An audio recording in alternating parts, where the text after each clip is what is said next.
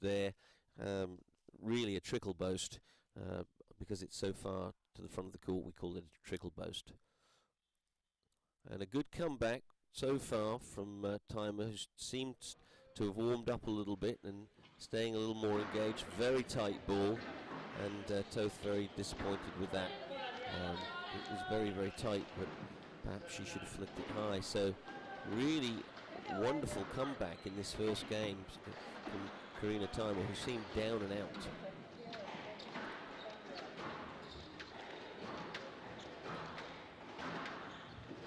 Good length there by Toth. She's got to go into this early, and she has done, and that's a beautiful cross-court width. You know, not just the hard low ball, but second bounce to the sidewall nick, making it very difficult. And that ball being out. 8-10, so still a game ball to Andrea Toth.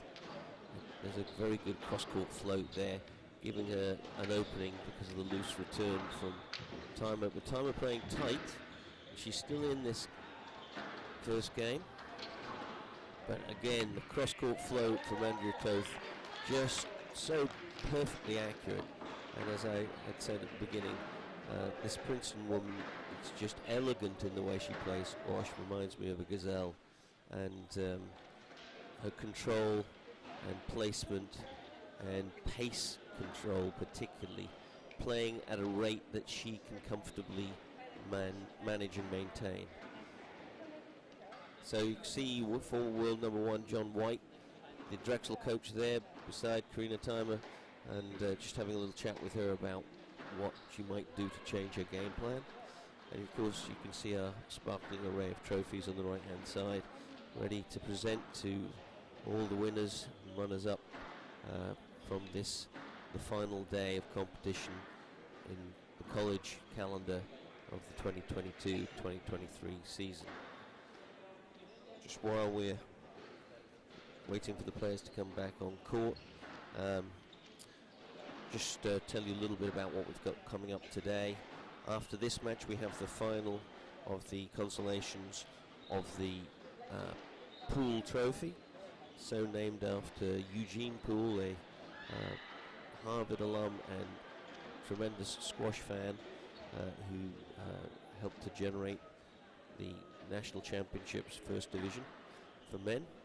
And then after that we've got 2 cracking finals for you, and we have it in the first final, the women's final, 2 extraordinary women.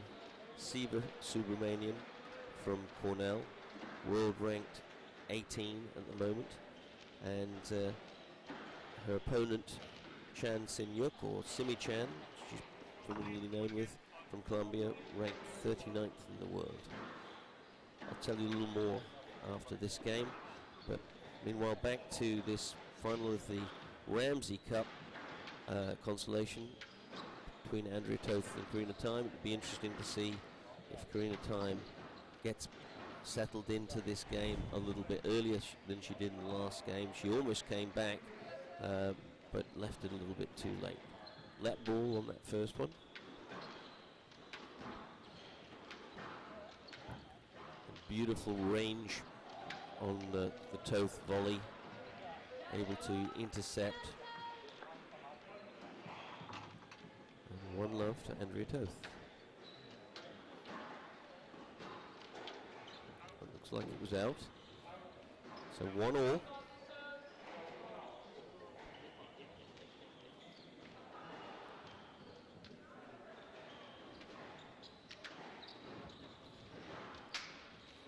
Oh, and an uncharacteristic tin from Andrea Toth, just not quite getting set up early enough, and closing the racket face, bringing it down into the tin.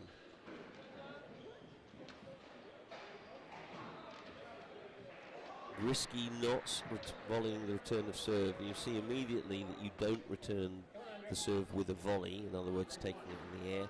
You're immediately on the defensive and the pressure mounts on you right away. That time she did volley the return of serve, and that puts her on even terms to start the rally. Lovely little boast there.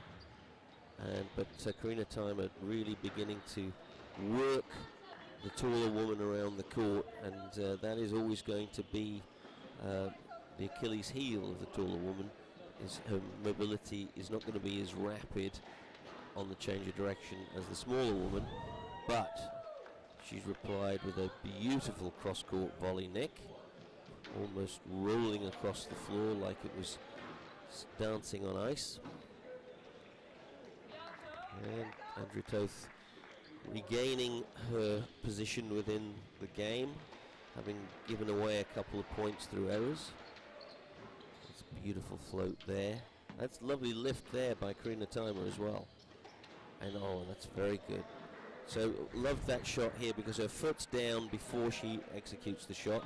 It's what I call football rather than ball foot, the foot being stabilizing and able to transfer power through the kinetic chain from the foot all the way up through the body, through the arm, into the racket in balance. If the ball is struck before the foot is stabilized, then mistakes get made very easily because you're not controlling your balance.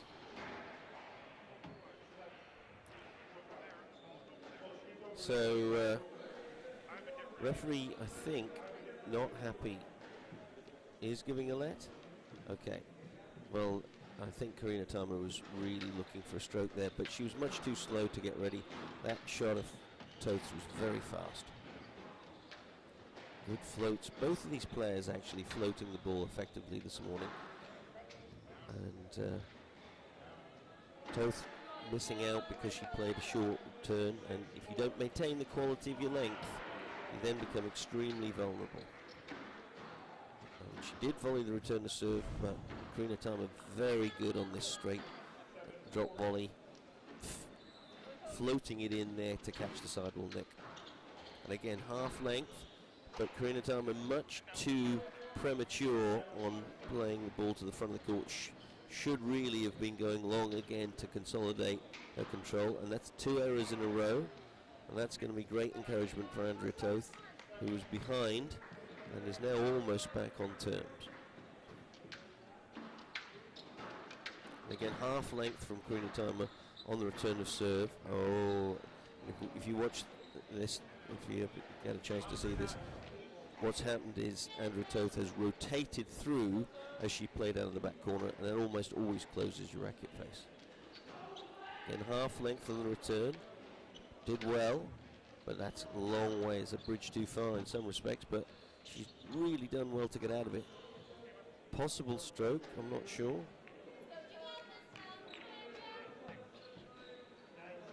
Yeah, I think it was. Karina Timer. And then she does love that little turn of serve into the cross-court neck, and she plays it quite safely. She's not smashing it, she's controlling it, she's guiding it in as she's moving up, so quite a safe shot for her. So it's very tight at the end of this game, and Andrea Toth still very much in it. Lovely little boast, and Karina Timer really struggling, it seems, this morning to get in low with that big first step. So 9-all.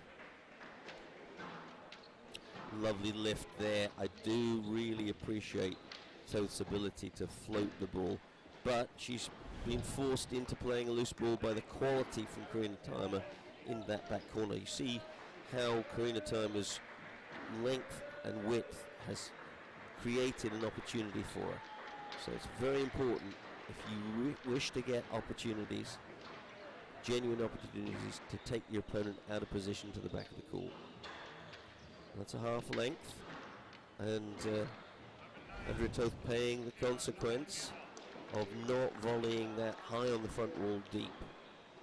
So game to Karina Timer, who brings it back to 1-all. She pulls her eye mask off and goes off the court to further seek the advice of Coach John White.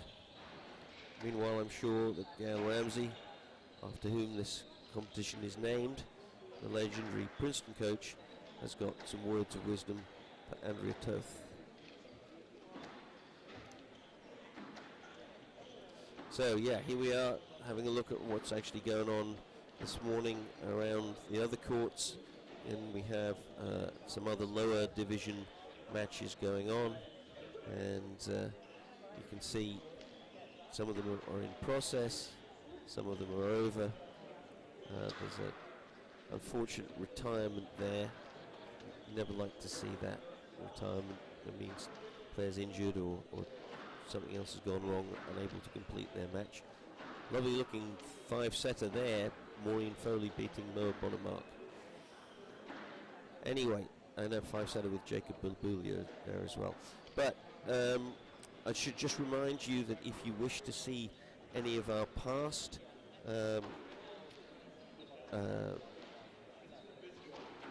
coverage, any of our previous recordings, or if you wish to see any of the other courts that are in progress, you can go to our YouTube channel, and there's the URL, and everything we've done since we've been giving live coverage to CSA is available there in the archives. And I particularly would draw your attention to the matches yesterday, both in the men's and women's semi-final, where there were some epic confrontations, and indeed the day before in the quarterfinals. So a lot of fantastic squash to watch, and if you're a student of the game and you want to see what some of the best players in the world are doing, and I'm not kidding, this may be a student organization, but you know, in our final today we have the world's number 18 against the world's number 39, so there's a lot to be learned from these superb athletes competing in the CSA. Here we go for the third game, and Karina Timer looking a little bit more active with her movement, although that was a bit of a tired finish to that, goes to the commentator. And Andrea Toth, on the other hand, needing to cut down her error rate. She had probably 5 errors in that second game, where I'm not sure if she had any in the first. Quality length there, though. Look at that, beautiful, catching the sidewall nick and dying in the black hole of the back corner from Karina Timer. And another one forcing a defensive boast, and Andrea Toth unable to change direction there. So 2-1, Karina Timer looking a little bit more competitive than she did in the first game. Good width, and stroke given because of the looseness of the Andrea Toth return. So the Princeton woman really needs to get back to this flowing control that she's so capable of, but you see at the moment her playing rather inaccurately and presenting plenty of opportunities for her Drexel opponent to attack her. There's a beautiful float. That's much more like the game that we're used to from her. Good recovery there from Karina Timer to pick up that ball.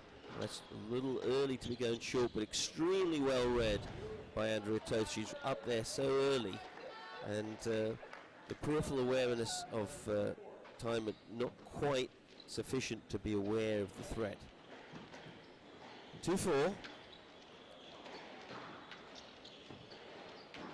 There's a good floated length from both players, actually. Or there's a loose ball. Again, Karina Timer doing such a good job of playing the quality to the back of the court, which is then giving her the product of a loose ball from Andrea Toth. Simple but very effective squash. Wrong-footed Toth, and that may be a little fatigue and weariness from this very hard tournament at the end of a very hard season.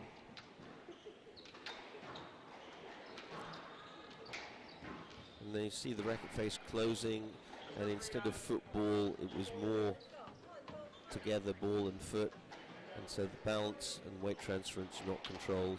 That's much better. Good return to serve. 6-3 here to Karina Timer. It's a lovely little float from Karina Timer. Very late wrist action and forearm action, giving almost no warning that that ball was going up in the air. But a brilliant little drop volley from the back, drop shot from the back of the court. And also I love the way that Toth was moving up to gather anything that was produced. Oh, that's a mental error there for Karina Timer. She needed to make her opponent work, and she's given her a freebie. I sometimes say never give a sucker an even break, never give your opponent a free point.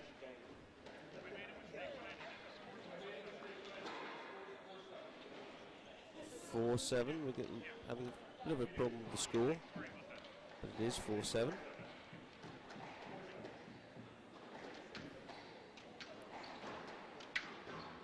Beautifully set up there by Andrea Toth, and good use of the body there, but she's really struggling to get to the front of the court there, and so as a consequence leaves another loose ball, which Karina Timer are very grateful to take advantage of.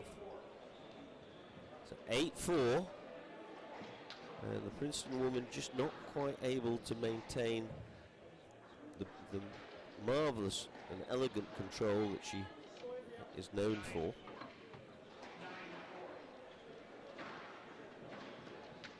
The Drexel Dragon really playing well in this second game, although she seems to not have recognised the danger of that volley cross-court from Andrea Toth.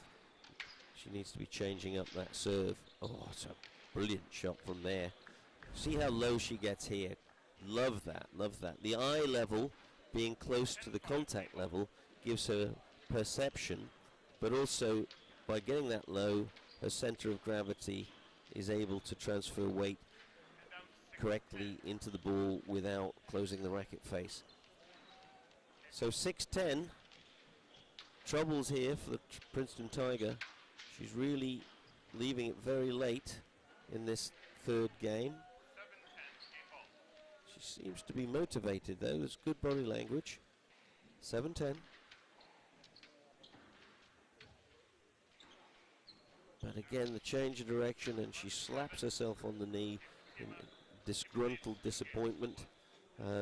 But she's just not doing the work at the beginning of the match, or the beginning of each game, I apologise, to maintain the quality to the back of the court. And you know, also, the quality from Karina Timer is often forcing Toth to leave a loose ball.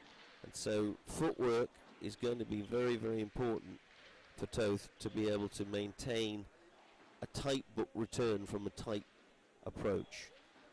Playing tight off tight, the most difficult thing to do in squash when you're building rallies. Playing tight off loose, very easy. And playing loose off tight, sadly, what we all end up doing much too often. Anyway, 2-1 to the Drexel Dragon in this final match of the consolations of the Ramsey Cup, so named after our legendary coach Gail Ramsey, still here coaching now, well into her third decade, and of course perhaps the most important reason that we have named this trophy the Ramsey Cup, because of her extraordinary personal performance when she was at Penn State, of winning all 4 years of the national championships. Squash royalty here in the United States, Gail Ramsey.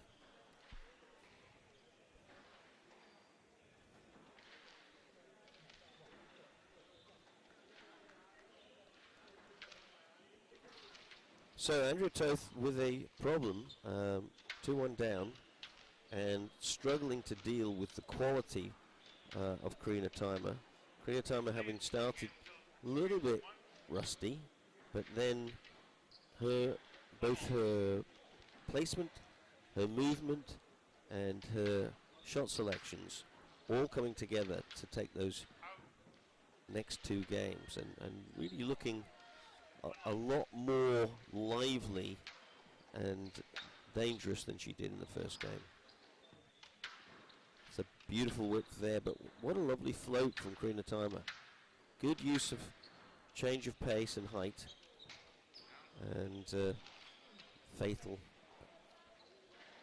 Andrea Toth cannot afford errors. Her game is based on consistency and risk-taking, I would submit, playing right into Karina Timer's hands. To love. There's a lovely float, just not quite deep enough. Love that volley float to the back of the court. Such an important shot, not employed often enough by enough players. But you can see Andrea Toth's takeoff speed now just beginning to struggle when she's being forced to retrieve those boasts.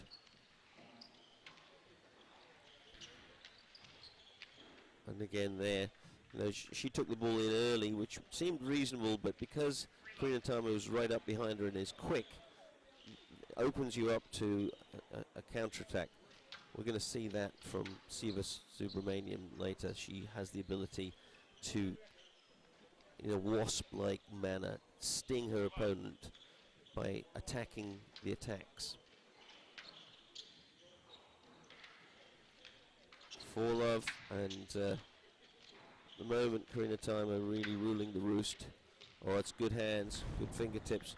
Bit of a loose drop shot there, but she's covered the angles well. And that's the important thing in squash.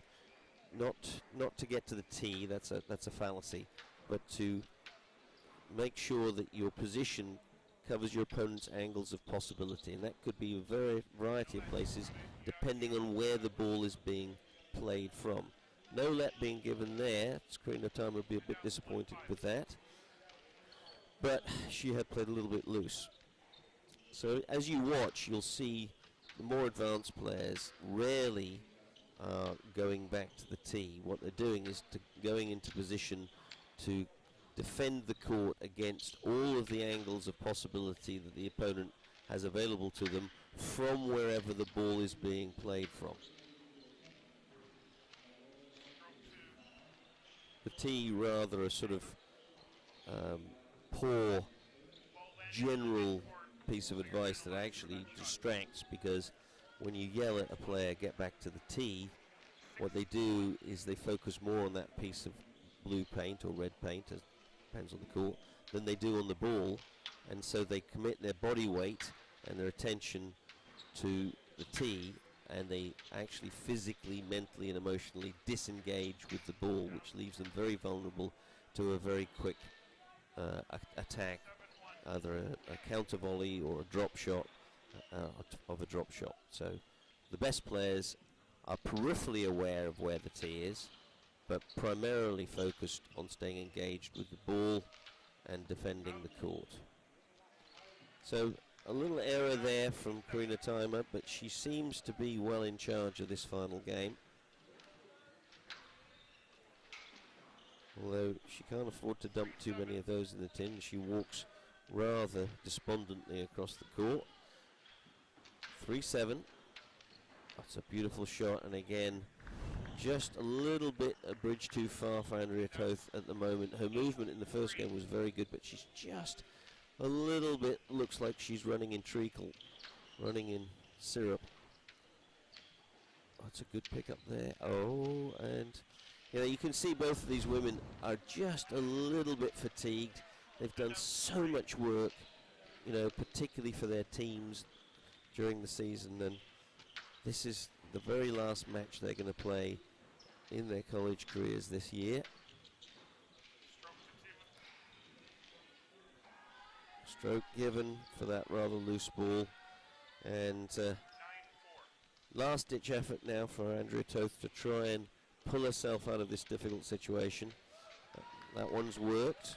Karina Tama, you know, again, you see from the body language, it's kind of just trying to stay alive rather than the sort of energetic enthusiasm that you might expect in the middle of the season.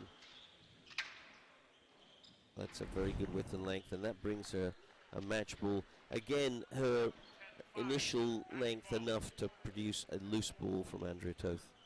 So here it is, match ball for the Drexel Dragon, and she's done it. And she's the winner of the Ramsey Cup consolation event. Nice accolade for the Drexel Dragons, something to take home to the home camp and to celebrate. Commiserations to Andrea Toth, despite my great appreciation for her beautiful, elegant squash, just not up to the task of being able to maintain quality when played to the back of the court and also covering the next attack shot.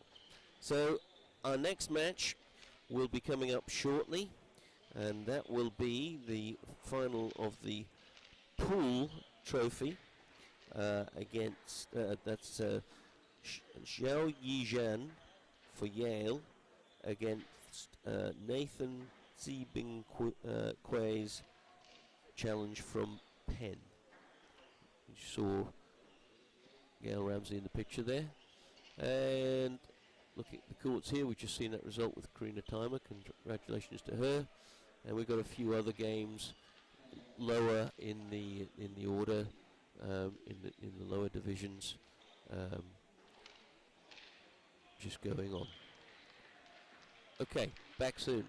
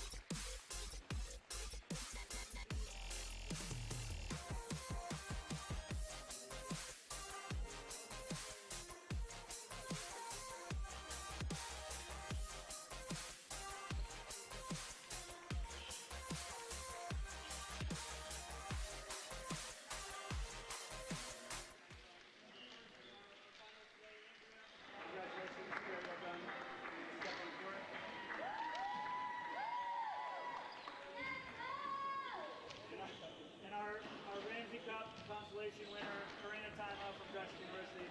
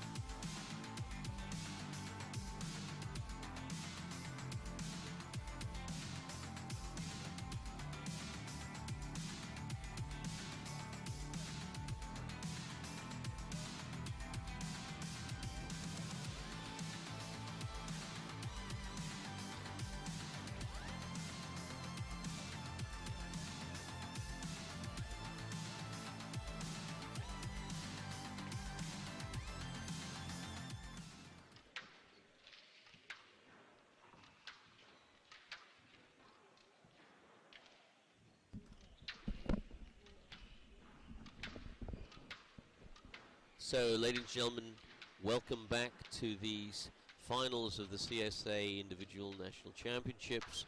And the match here that we're about to watch is going to be the final of the consolation of the Poole Trophy, so named Poole Trophy after Eugene Poole, a Harvard alum and squash enthusiast who was the originator of the trophy and gave the colleges a reason to compete for an individual title.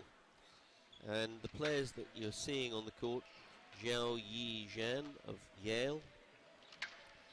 He's from Malacca in Malaysia. He's a junior. He was the #1 in all Asia. He was a top 4 player in the British Junior Open when he was a junior. And he's played for the senior men's team for Malaysia in the Asian Championships. He went to the Balik Jalal Sports School, and he beat Yashfad in the quarters. And yesterday, I don't have who he beat, I'll have to let you know in a moment. His opponent is Nathan Quay, and he's from UPenn, and he won 2 titles. He won titles at the 2019 Asian Junior Championships, and he's from Miri Saraway in Malaysia, from Riem Road Secondary. He's a sophomore. So I'm sure these guys have played many times back home in Malaysia, but here they're playing for fierce rivals, UPenn and Yale, and we're going to see an exciting match. You can see the taller Zhao Yi Zhan on the left-hand side. Elegant strokes, very good moving up onto the short line and intercepting. And Nathan Zibing Quay, really a firefly. He's buzzing all over the place and has some very nice strokes himself. Just not quite technically the fundamentals of the racket work as strong as Zhao Yi Zhan, although in his unorthodoxy he does come up with some very interesting little wrist shots, maybe a little bit of topspin from time to time. You can see that strange follow through, allowing for topspin on the backhand side. So it'll be, I suspect, the more classic straight lines and intercept game of Zhan against the rapid all-court mobility and counter-attacking of Nathan Zibing Quay.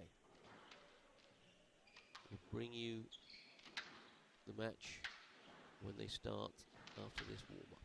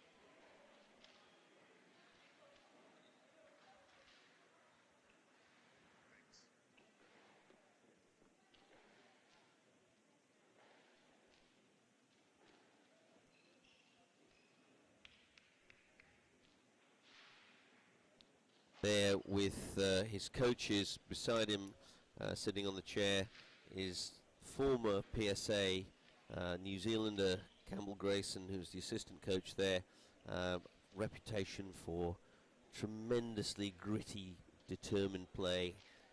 One of those kinds of PSA players that was prepared to go to hell himself and take his opponent with him. So lots of mental toughness being passed on there, apart from the tactical astuteness. And then sitting down from Malaysia herself, I believe, head coach Su Lin, and she's the first ever head coach of men's and women's squash that's a woman at Yale. A fantastic accolade. And although he's gone now, we saw on the other side Gilly Lane, former US PSA player, got to the top 50 in the world. So plenty of support for both of these players from great coaches with tremendous depth of experience. So here we go, Zhao Yijian serving, and immediately Nathan Quay chopping in the short ball. No rally there. And you can see Nathan Quay really not that interested in setting up the classic barrage of length. He's immediately attacking. He's one winner and one tin. There's a decent length, but there's a very good length there. And he's gone again for that short ball. He's absolutely got no fear and not playing to the classic rules of squash. He just buzzes around, attacking all over the place. Meanwhile, Zhang more likely to set up the barrage of length and try and take the front position to intercept with his opponent behind. Obviously, he can't afford to go short too early because of the incredible athleticism of Quay. Very tight ball.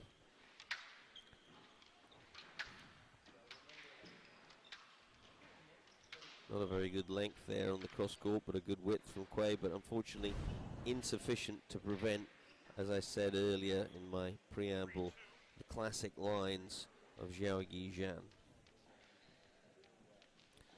3-2 to Zhang. Again, Quay immediately going for the short attack. He's almost playing backward squash. One normally expects 80% to the back of the court, and at the moment he's almost playing 80% to the front. But unfortunately for Zhang, being the great big tall chap that he is, he was slow getting down and caught the top of the tin. And there's a little attack from Zhang there, but I'm not entirely sure that that's where he intended to put the ball. He was slightly off balance. 4-3, so we haven't really had a very long rally yet, and I don't think these guys are particularly going to give us long rallies. I'm sure Zhang would, given the opportunity, but Quay is just this fiery character that'll shoot from almost anywhere.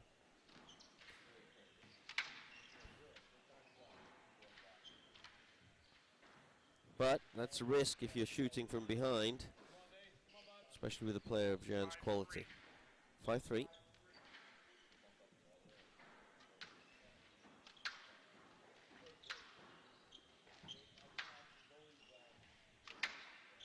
Good width and length there, and replied equally, but there's a short ball again very early in the rally.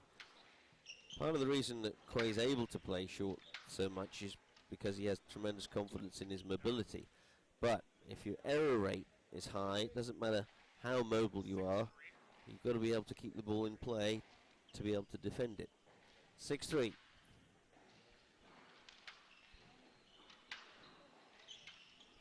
Again, very short ball from Quay. Rectified the situation with a good length there, and a very good length there.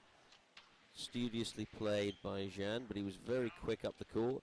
And again, another error here from the fiery Quay, who at the moment his error rate is as great as his win rate. Ball called out. I wasn't sure that it was out, but there we go. The referee knows best. 4-7. Quay really yet to settle down. Needs to find some consistency. Nice tightness here. Good view of the side wall there. Shows you just what these players are having to deal with. Bit short, but Zhao not able to get long enough to really capitalise on it. Early intercept. Too short again. And again. Not enough damage done by Zhang to take advantage of those short balls from Quay. That's a better ball from Quay to good depth. He reaches in there and uses his wrist to straighten it. Good change direction there.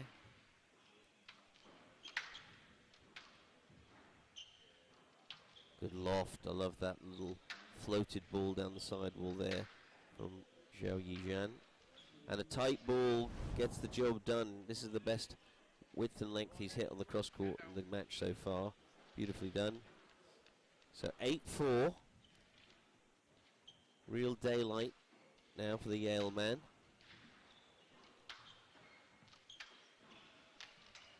And just not quite quick enough to set up there, and ending up overstretching and catching the frame of his racket there.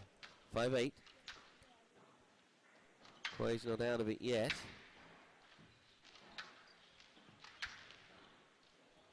But can't resist that natural tendency he has to go for attacking shots from anywhere on the court at any time, rather than building the framework of a classic rally going long first.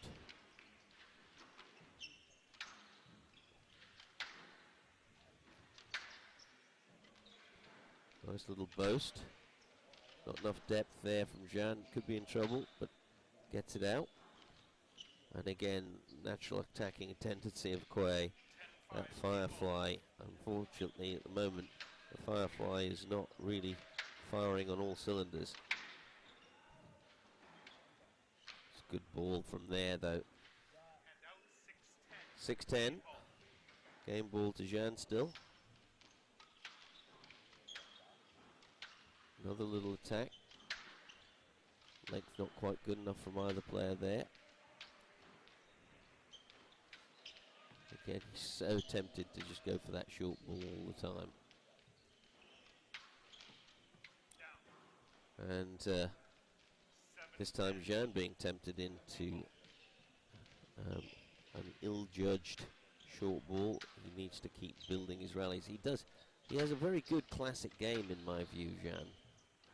And when he sticks to it and just maintains the quality, he often reaps the rewards with his opponent giving him a loose ball to capitalise on.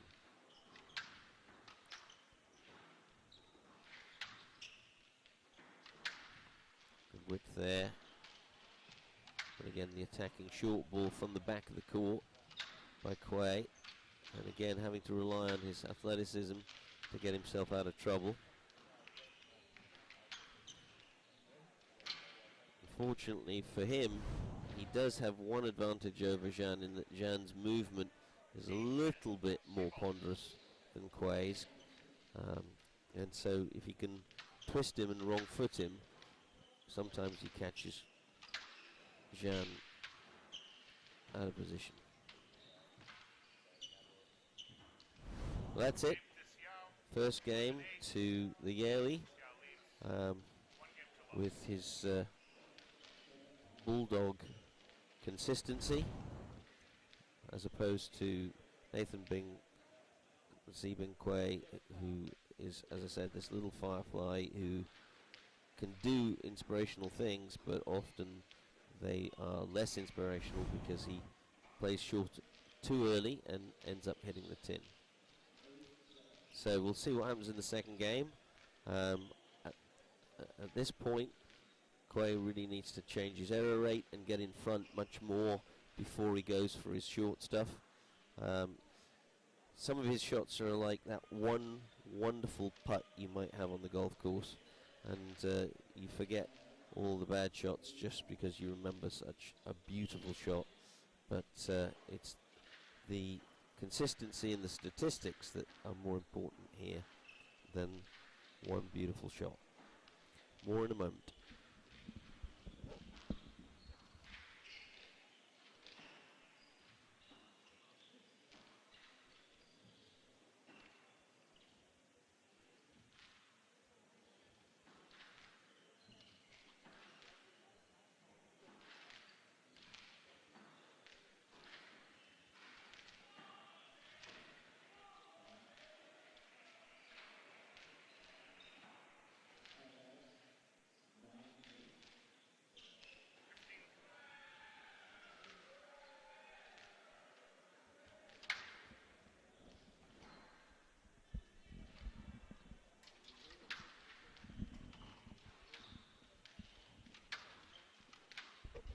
So here we go with the second game.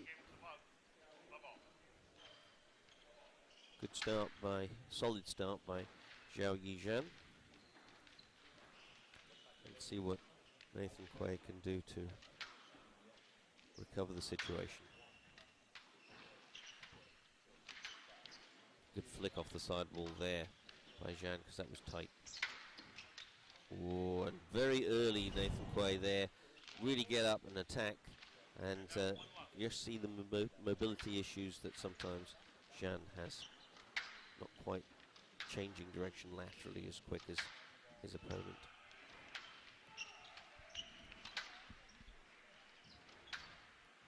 And more of a concerted effort now from Quay to try and intercept early and force the pace of the game and rush Zhang, and in doing so penalise his movement.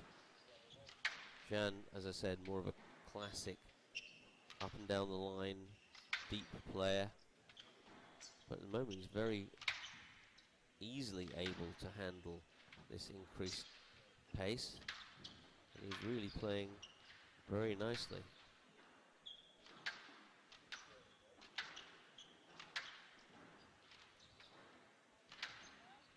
Seems to be comfortably handling the frenetic rate of play until that last shot, where he just didn't quite set himself up with his great fundamentals and dragged it towards himself.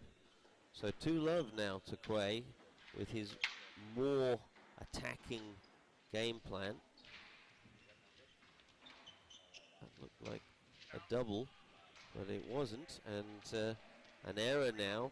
So maybe the pressure mounting, and Zhang little just wilting under that pressure. So sounds like, well, it looks like a good game plan from the pen man and his coaching staff.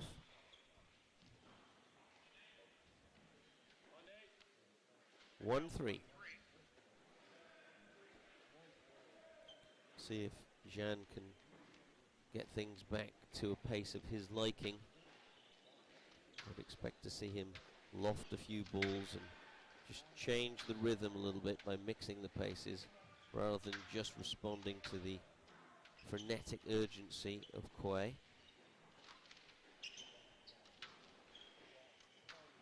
Good wrist skill there from Quay to get that up and cross.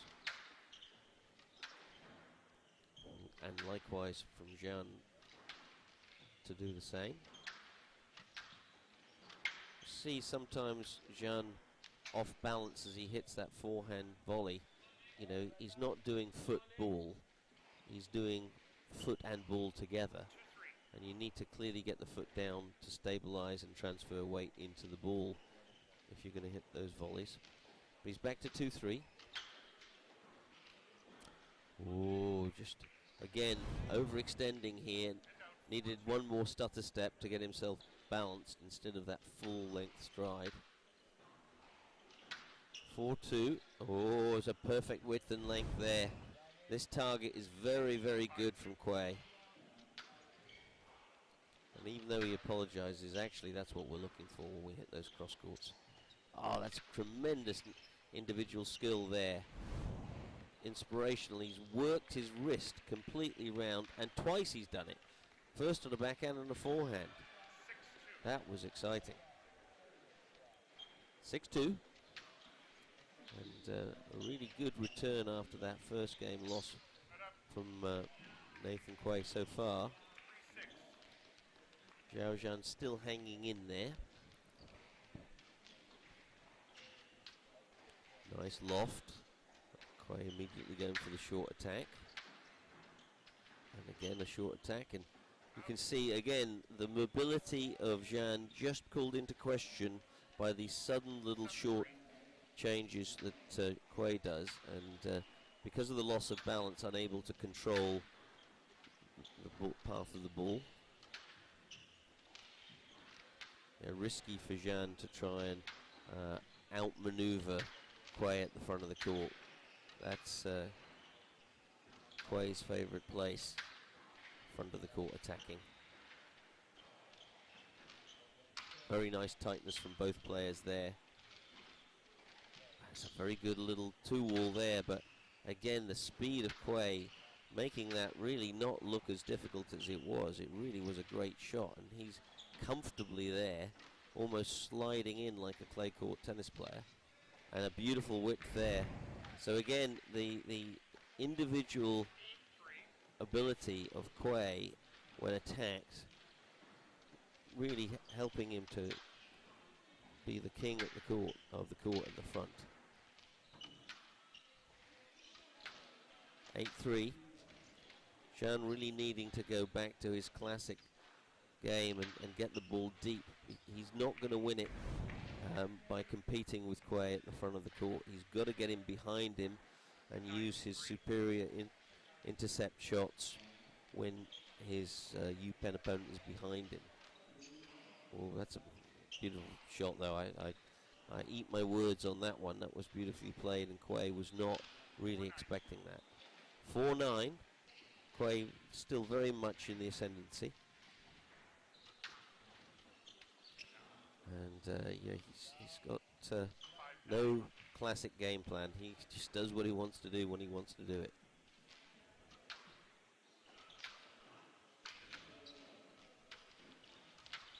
And yeah. Oh, again, see the contact with the ball before the foot's stable, trying to do both at once. You have to get the foot down first and then transfer the weight into the ball as you recover and strike. It's a lovely little piece of individual skill as well. Just inside out with the forearm, misdirecting. 6-10. Probably too little too late from Zhan, but he's still in there and fighting. Very early intercept there from Quay. Good pick up, nice loft. Good width and length, good width and length. Oh, but the error from the more traditional player, giving the game to this very talented, slightly unorthodox player, Nathan Zibing Quay, to bring the game in this final of the consolation of the Pool Trophy 1-1. Back in a moment.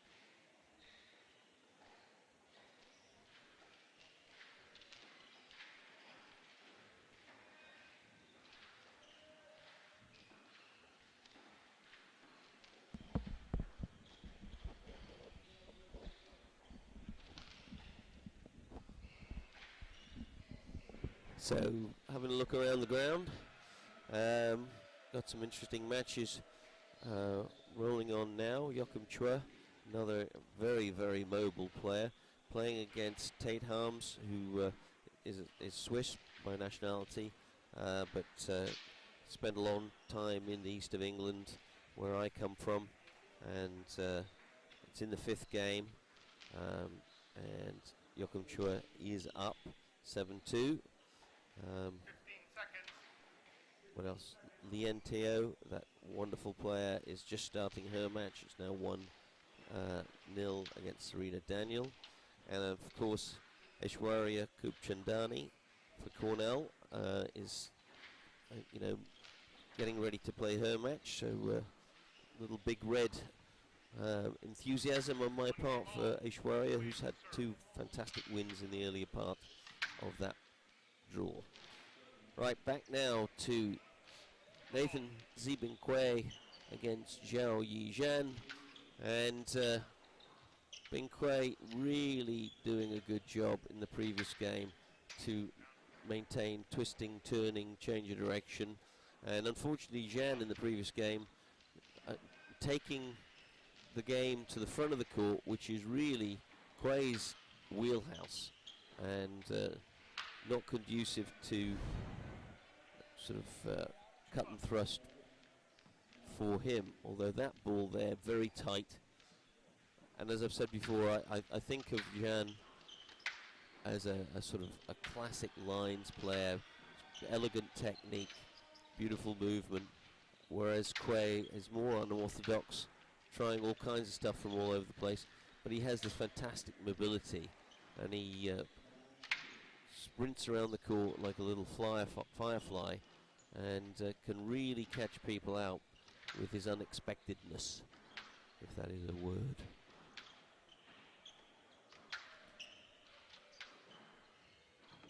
Two love to Zhan. He's made a much better start to this game.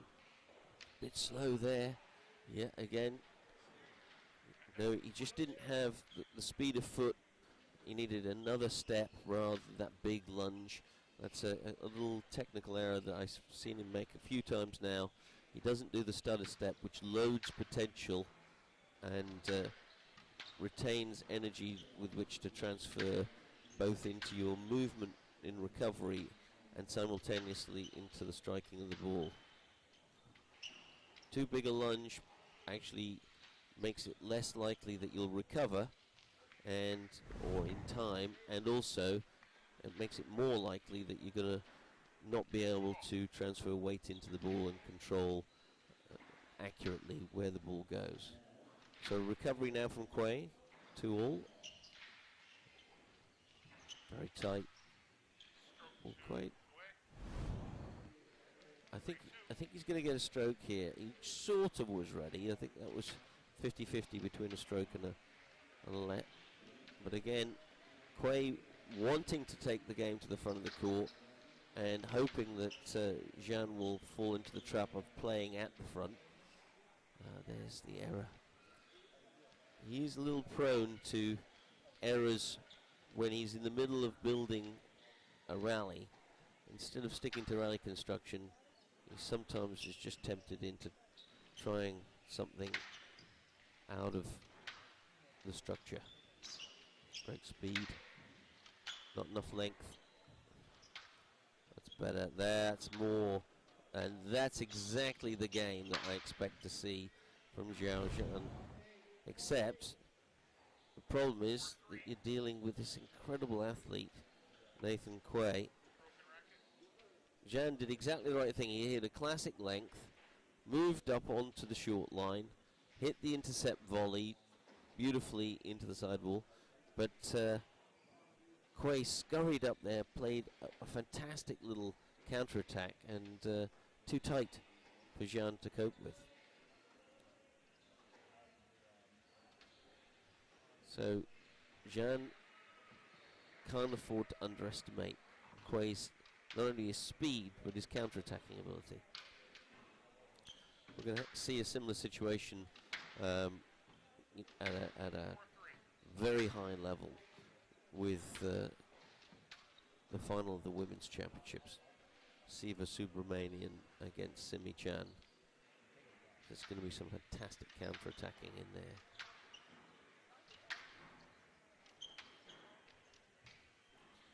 So now Zhan beginning to really kind of upset his whole plan with way too many errors.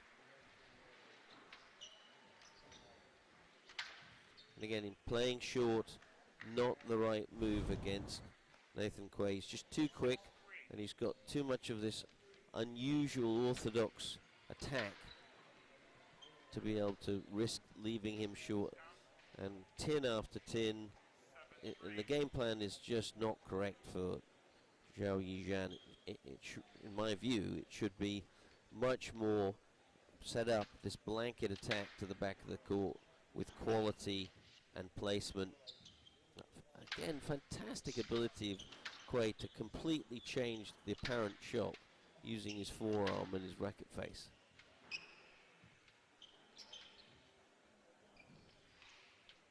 Tight ball, forcing a loose ball, and Quay really running away with this game, and a rethink really needed by Zhao Zhan.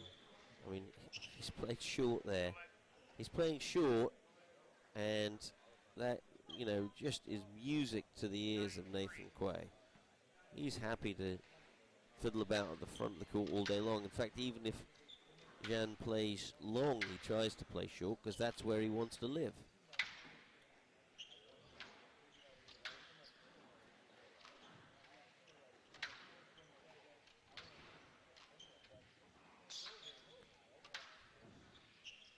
This is better by Zhan. He's keeping him pinned down behind him. And finally, when he did go short, he pushed the player back so far that even the speedy Quay couldn't get there. But that's the game plan. You've got to persistently play Quay deep until there's enough territory between Quay and the front of the court that your short shot can't be counterattacked. That's very well straightened there by Zhan. It's still not a good enough length. That's a half length. Good volley there. Yeah, that's good. That's good. But that is so unfortunate because he played such a good shot, but Quay able to play a crazy defensive post. Zhan almost forgetting to get that extra step in and getting beaten by that post. But oh, beautiful little shot here, and it's just loose enough that the attacking Quay can get in there and take the ball back to where he wants it to live in the front corners. Game ball for a 2-1 lead.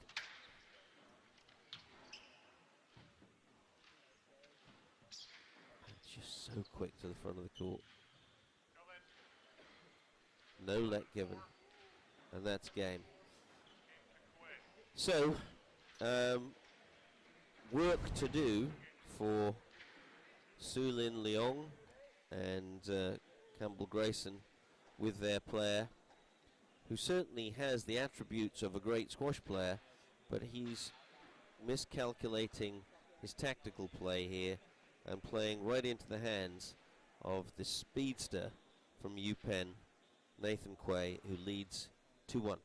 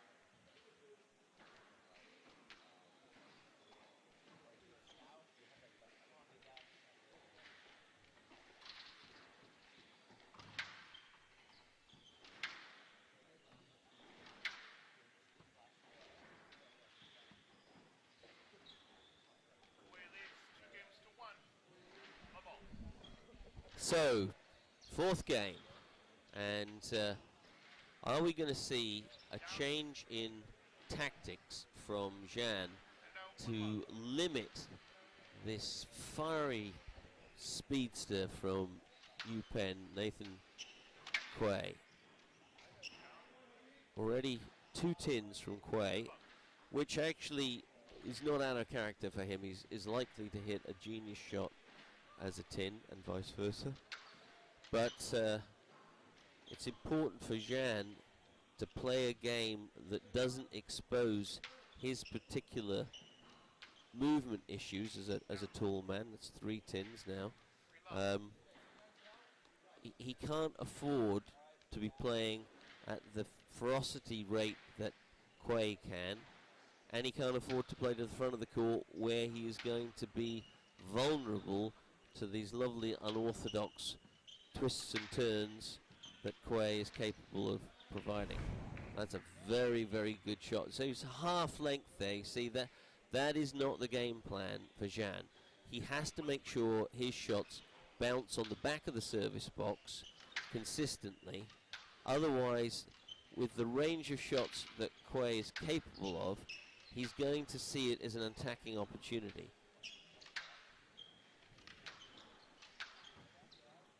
And again, even there, playing that drop volley from really not an authoritative position at all, but at the same time, against Jan, possibly not the worst idea, because he's so confident in his ability to then defend against whatever Jan does next. Rightly or wrongly, that's his feeling. And there's an error from Jan. He cannot afford any errors. He needs to play the cool, calm, collected percentage game, not throw points away.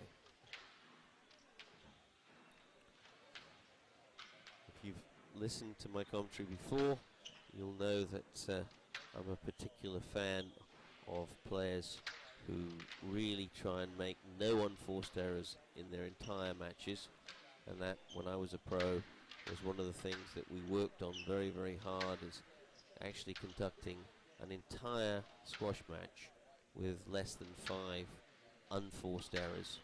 And you know, 2 or 3 was wonderful. 0, you really feel as though you won the World Cup.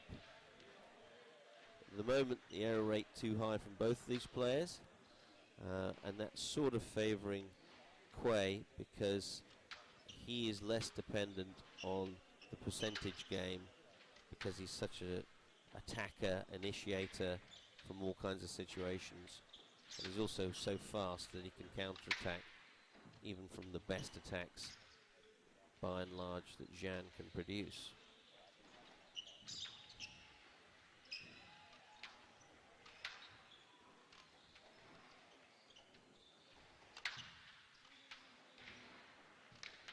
And this rally is a bit too busy for the way that Jan wants to be controlling the court.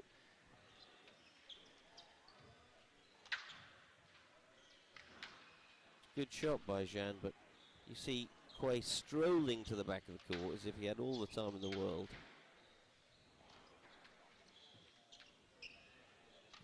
It's a good all-court rally.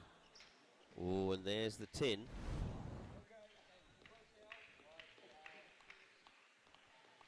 If it wasn't for Quay's tins, he would be a scary customer. I mean, he is a scary customer anyway, but if he didn't make any mistakes, his opponent would start wondering what it was they had to do to deal with this unorthodox, mobile, clever striker of the ball. Very nice wrong foot, but so many players would have been beaten by that ball, but sudden explosive movement by Quay, and he's there, and he's turned it into a counter-attack.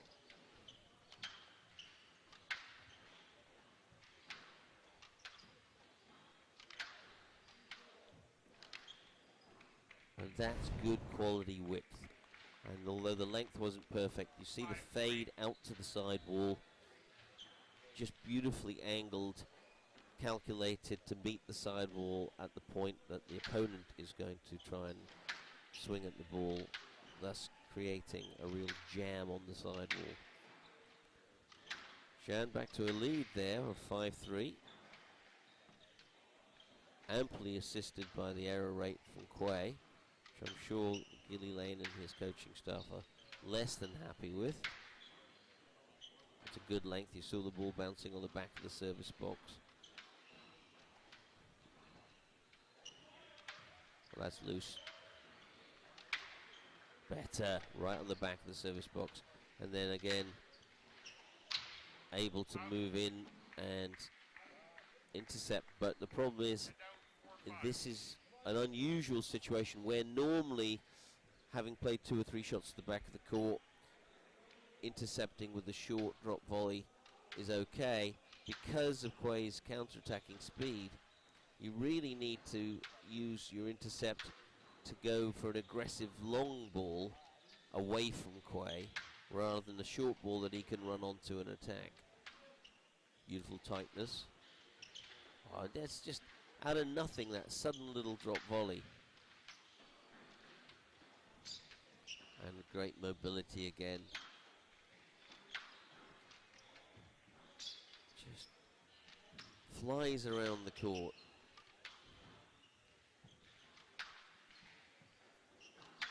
Feet hardly seeming to touch the ground. Good width there. Good width there. See this ball bounce. 1, 2 dying in the back corner. In the black hole of the back corner. 6-4. Jan really looking like he might have what it takes to get back into a 5th game. He may require some help from Quay though. He certainly doesn't want to be hitting tins at this point. That's well controlled. And good idea to volley that to length. He would have been in trouble if he'd let that bounce. So he needs to stay in it until Quay hits a tin. He cannot make a mistake himself. Good wrist skill there to get that ball across the court. Needed to be longer. That was a nothing volley. Danger of a tin from somebody right now. Players playing well and keeping the ball away from the tin. The error not coming. Tight ball. Good play by Quay. Working Jan around the court with Jan heroically getting that ball back multiple times. And there's the error. So as I had predicted, if the more classically oriented Jan can extend the rallies for long enough with quality, it's not just extending them for extending them's sake, but it's got to be with quality, he will likely get an error from Quay, whose natural attacking instinct finds it very difficult to resist taking a risk and just staying coldly alive and working his game plan. We're going to see cold game plan execution in the final of the men's later on today from George Crown, who yesterday I named the Iceman for his extraordinary focus in maintaining a game plan under tremendous duress from the very spicy, hot play of Veer Chatrani from Cornell. And there's the error again, and so due diligence paying off for Zhao Yizhan. Tremendous discipline required, but as we always say, good work brings its own rewards.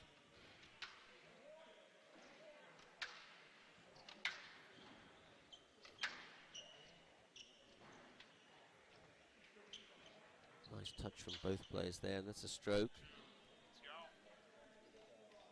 And quality, bringing the kind of results that Zhan was looking for, and you know, we know he's capable of. It was a little risky playing that Yeah, that was out of the game plan. He forgot the game plan, just stuck his racket out and left a loose ball for Quay to come and attack. 5-9.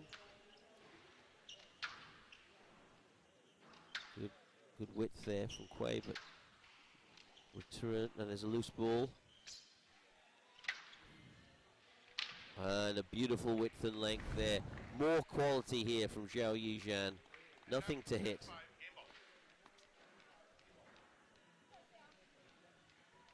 Game ball.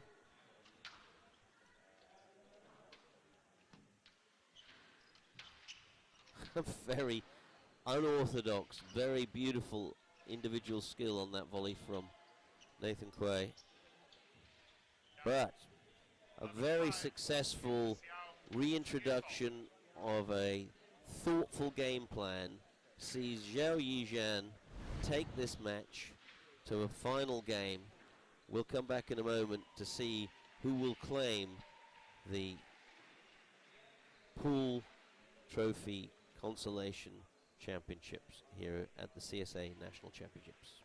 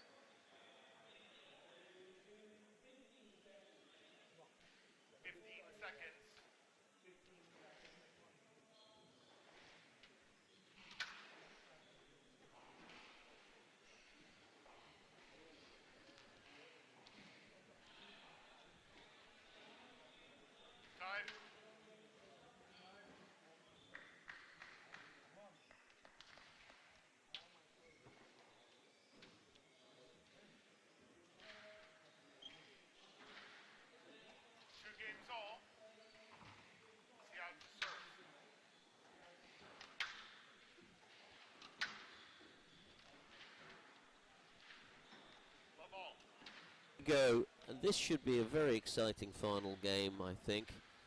Both of these players have found their most favored playing style at different points in this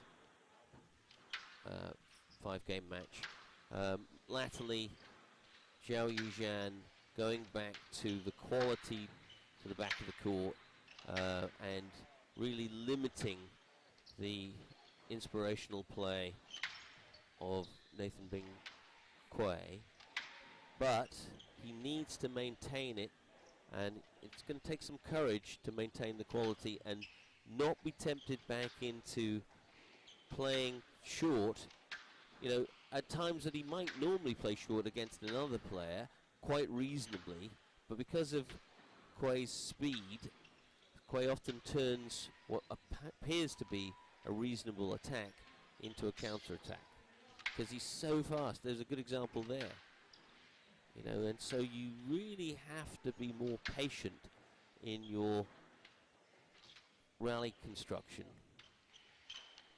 That's good retrieving there also from Zhao Zhan. That's a great opening rally, really, for a 5th game. Credit to both players. You know, there was a lot of stuff going on, and it wasn't really an unforced error. It was forced by the quality of the work done. 1-love.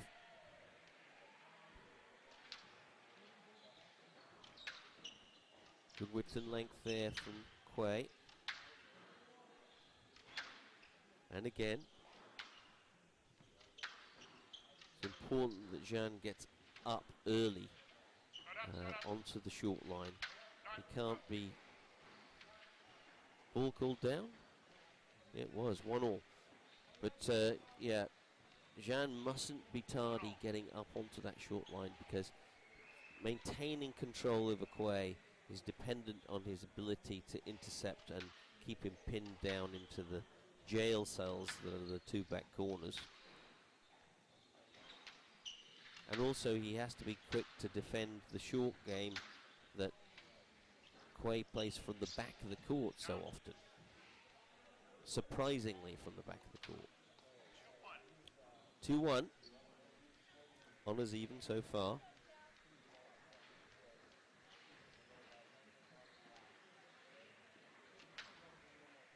Nice serve right into the angle there.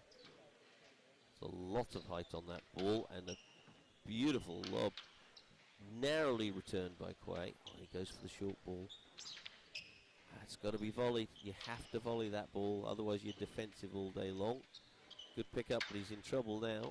Oh, he's done so well to get back into that rally. Still alive. That's a strange cross court from Quay. But of course he's got the mobility to cover it, even though it was loose. Another great lob. That's half length, that's very risky. Good length. There's a volley, should have been a volley there. Beautiful little touch. Oh no! So often do we all in squash do the work to build the opportunity of victory, and we snatch defeat from the jaws of victory. Tool.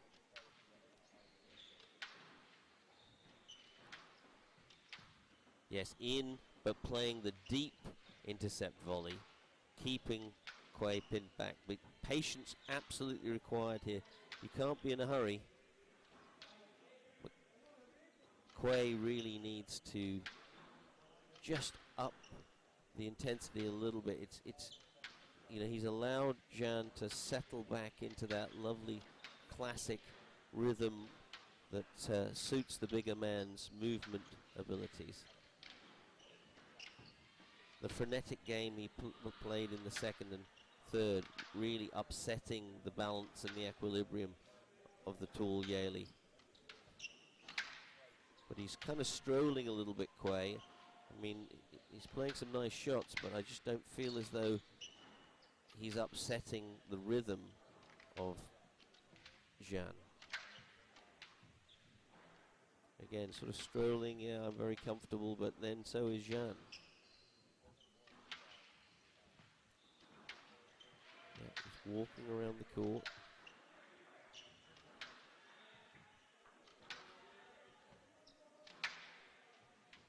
Little push there, nice loft. Keep the quality. Ooh, it's a very good shot. Not quite good enough length on that attack. That's good width and length there. It's trouble. And again, good width and length. It's a great rally. Somebody's going to make a mistake or just run out of gas. Very tight ball. Great pick up there by Jean. He's under pressure. Loose ball. Beautiful little touch. Still alive. Half length. This is hard work. Oh my goodness me. And as I suspected, it results in an error, although Jean had done the work to earn the opening.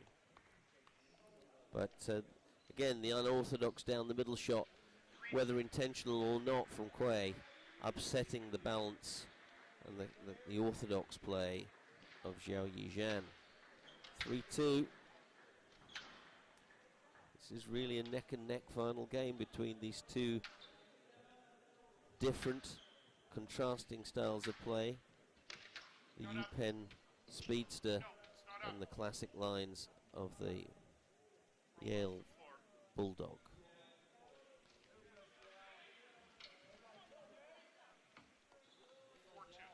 Obviously there was some disappointment there on the part of Jean with the decision, but we have professional referees here, and we must respect the training and the work hours that they put in of continuing education. We can have lay opinions about refereeing decisions, but we are not the experts, and certainly I may have been in the game for nearly 50 years, more than 50 years actually, but I am not a current trained referee, and so I can only give you an opinion. I'm not the authority.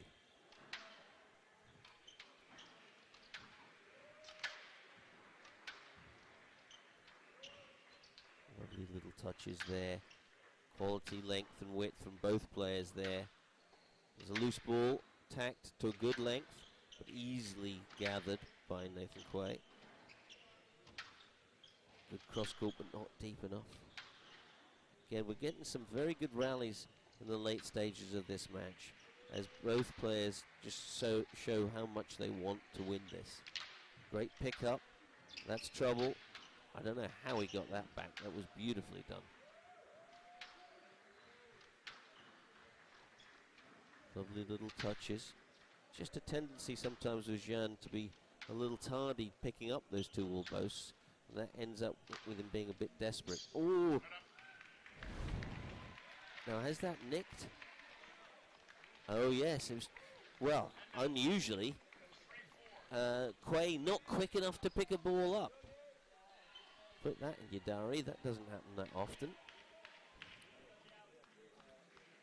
3-4.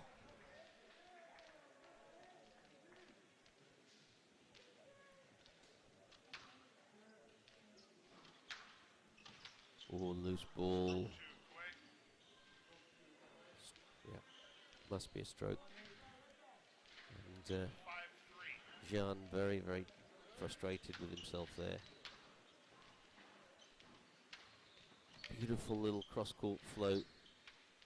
Just asking the big man to really stretch his body in ways that he doesn't like to do. Then Jean going back to his classic lines. Oh, it's too short, too early. Got to remember who he's playing against. Got to keep the quality to the back of the court.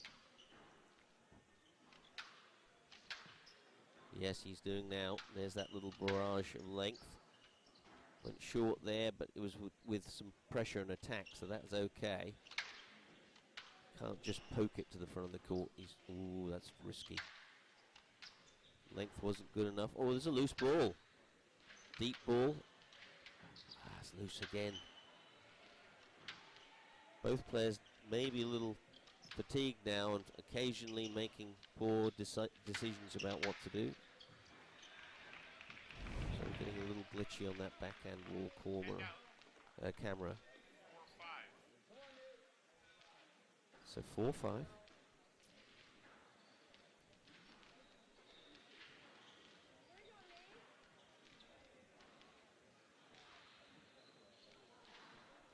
Sensibly taking his time there, Zhao Yujian.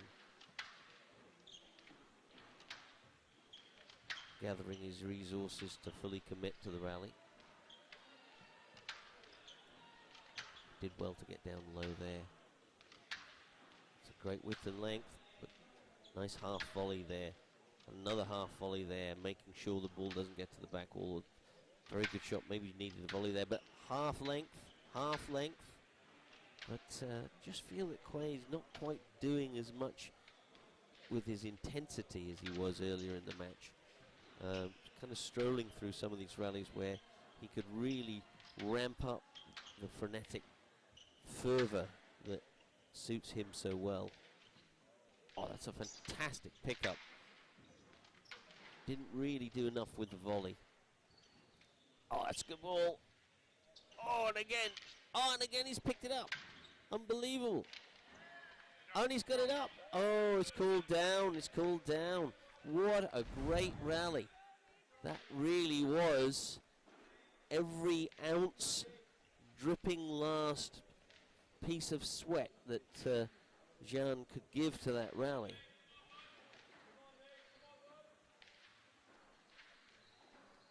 These players really not leaving anything out there. They're just giving it all. great respect and kudos to them at the end of this very long season to still be able to dig this deep. 6-4 to Quay.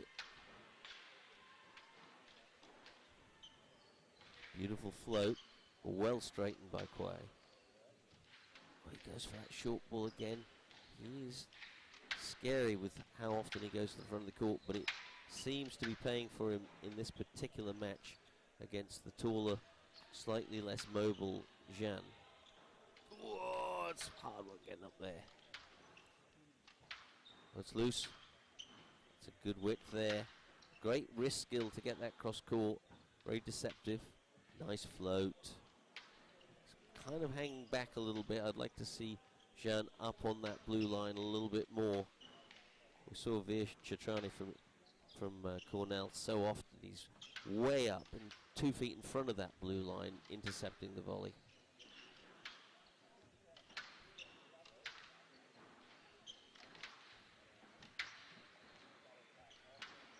Of course, you have to have incredibly fast reaction times, which Chatrani really does. Well, there should have been a volley there. Missed opportunity. It's a good rally again from these fine exponents of our game.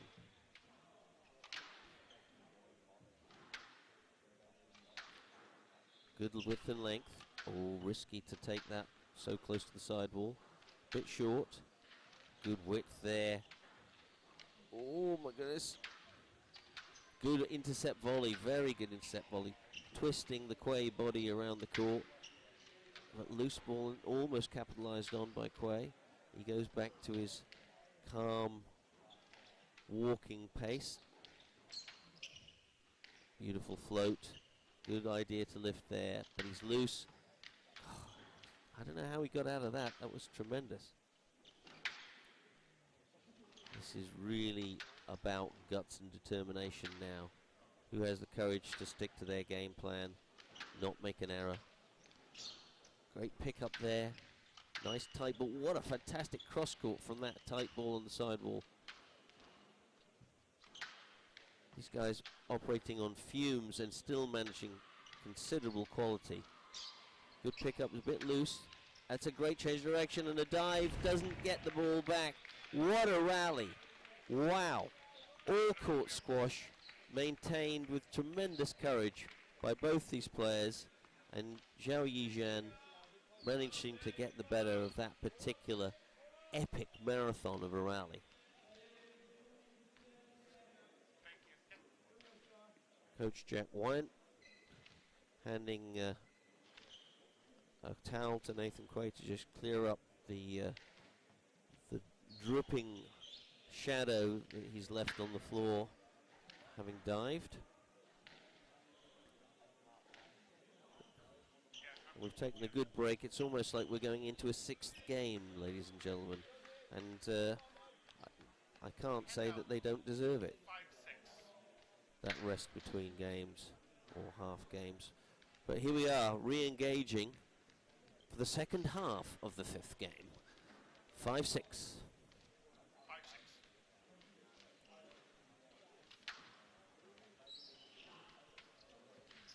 Very tight. Great pickup though, and great change of direction. Good width and length. Oh, you can't make the tin when you've got control of the rally. You should have continued to put pressure on. And that's lethal at this point of the match.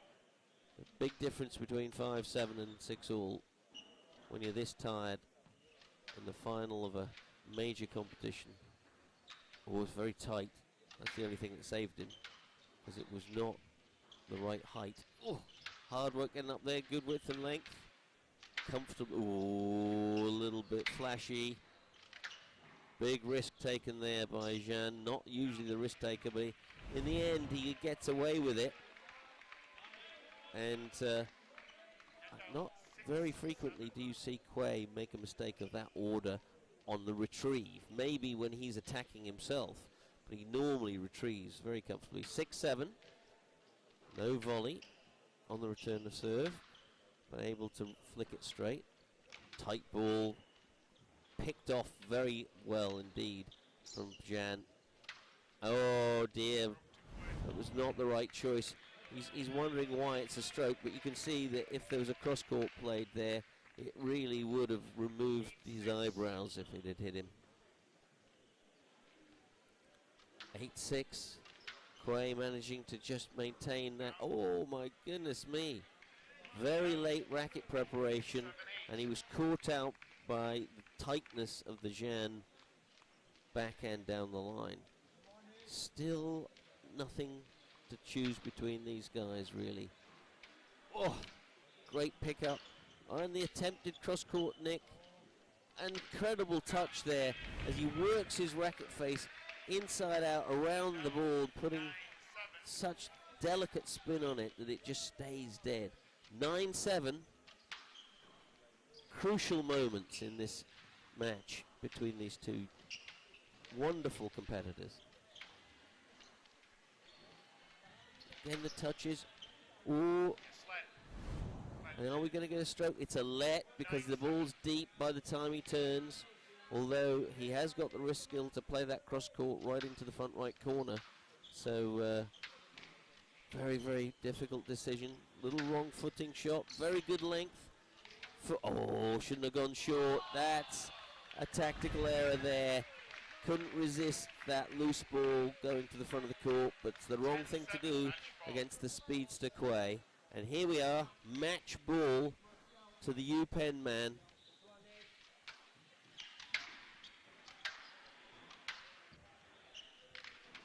Loose ball, little boast, but again, played loose to the front of the court in the wheelhouse of Quay. Good width and length there. It's got to stay long. Oh my goodness. Loose ball, trouble, but somehow Jeanne gets out of it. Beautiful touch there, great pickup. Both players playing all the way around the court. Fantastic width and length, and that's too good this time. So not done. Zhao Yizhan not willing to accept his fate as a loser. 8-10. Still a match ball.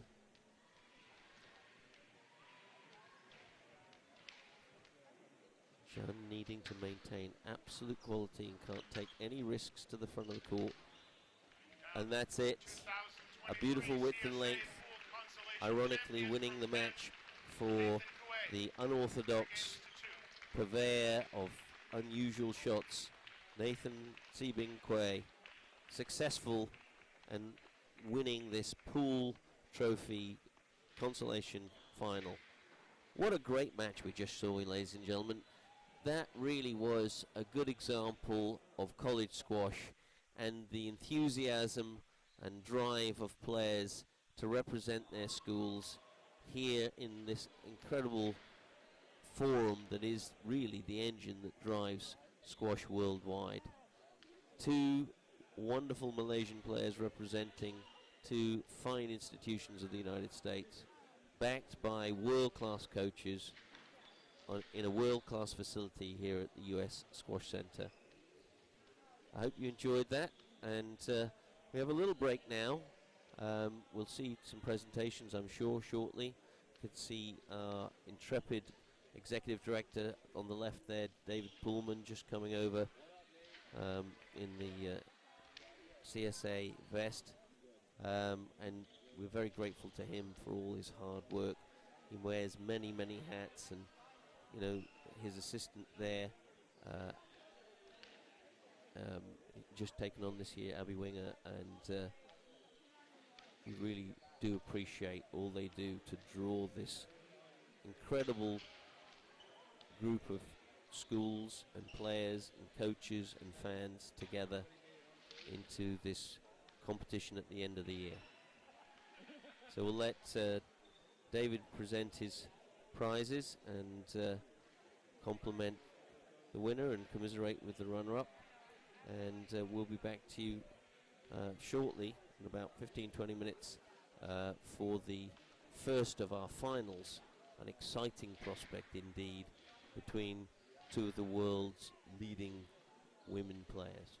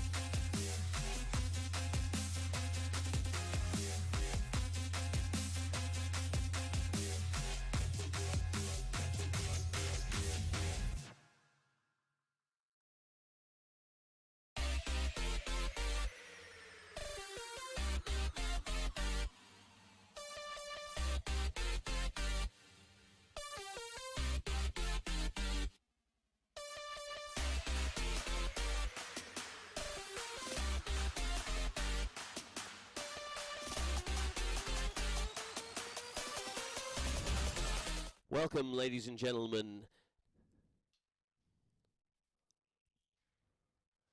Welcome, ladies and gentlemen, to the U.S. Squash Center, the Arlen Specter U.S. Squash Center, that is. And in this, our 100th year of the CSA, it's my pleasure to welcome you to the finals of the individual national championships of the CSA.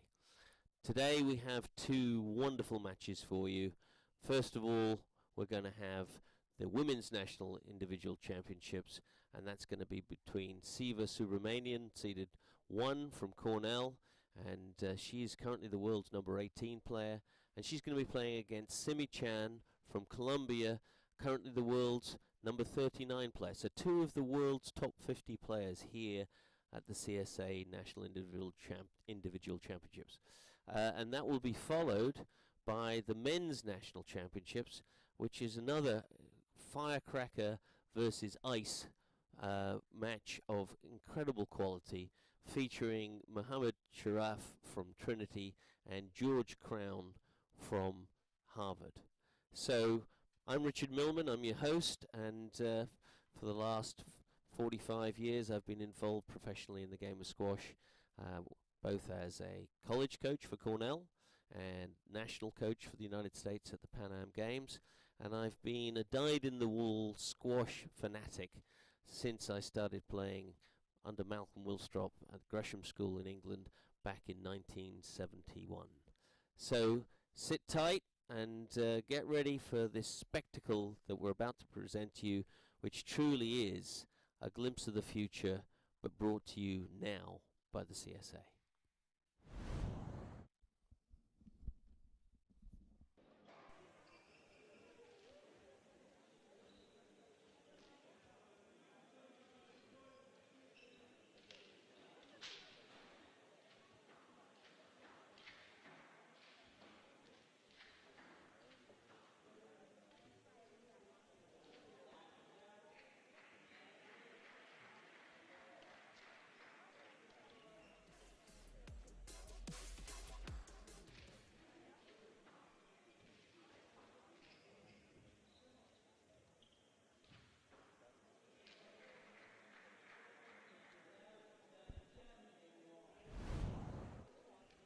Yeah, just while we're waiting for the players to come on court, just a few words about some of the contributing folks that make this all happen.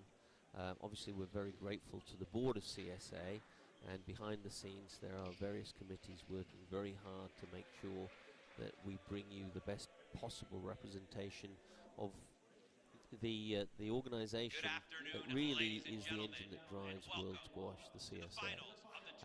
David Pullman is the executive director of the CSA, and it's through his hard work and efforts that we managed to bring you this championships at this quality at this point in the season, the end of the 2022-23 season. Anyway, so right now over to the court and Bill Buckingham and the introduction of the players. Her opponent is our #1 seed and defending champion. She is representing Cornell University. Please welcome Sylvie Subramaniam.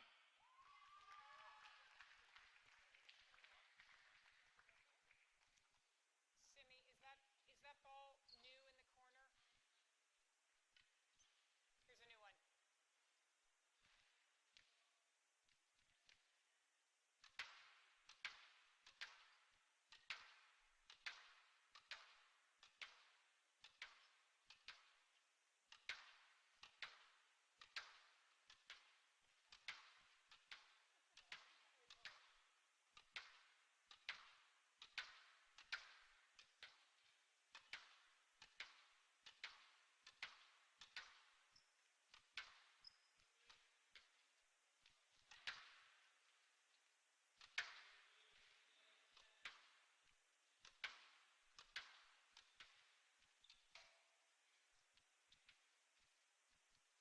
Ladies and gentlemen, Simi Chan is a 20-year-old sophomore from Hong Kong. She was undefeated in the #2 slot for the Columbia Lions this season. She is currently ranked 39th in the world and has already amassed 6 PSA titles. reached the finals here in Philadelphia with a first-round win over Harvard's Habiba El Dafraoui, 12-10, 11-2, 11-4. In the quarterfinals, she stopped Trinity's Jana Safi, 16-14, 11-7, 11-9. And then last night in the semifinals, she stopped Harvard #1 Marina Stefanoni, 11-7, 11-8, 8-11, 11-4. Simi is coached by Christopher Sakvi.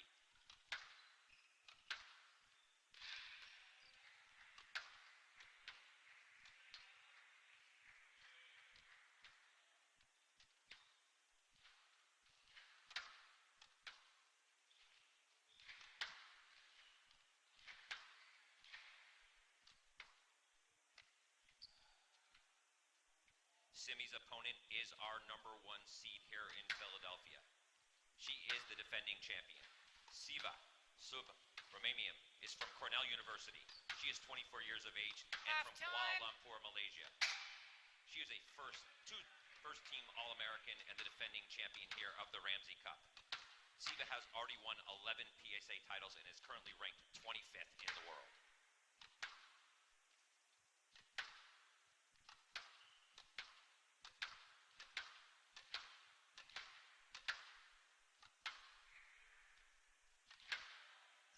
Siva reached the finals here in Philadelphia with a first-round win over Trinity's Nouran Youssef, 8-11, 11-8, 11-5, 11-5. Then, in the quarterfinals, she stopped Saran Neem of Harvard, 11-5, 11-5, 6-11, 11-3. And then, last night, in the semifinals, she topped Megan Best of the University of Virginia in 3 straight games, 12-10, 11-3, 12-10.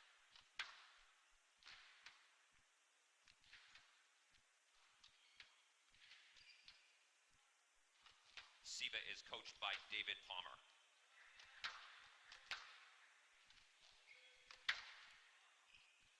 Ladies and gentlemen, the referee for today's women's title match is Hope Praka.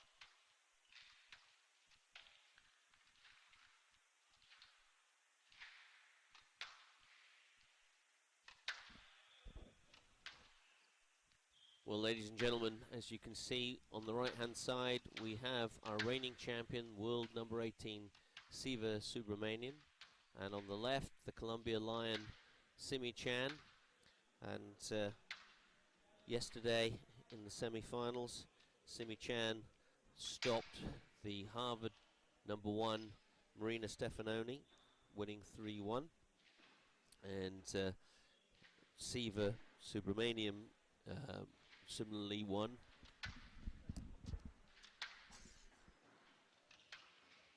And she defeated the very, very strong challenge of Megan Best from Barbados, and she won 3-love. What can we expect here? Well, Chan Sin-yuk, or Simi Chan as she's popularly known, is an incredibly mobile, incredibly quick, strong striker of the ball, lots of change of direction.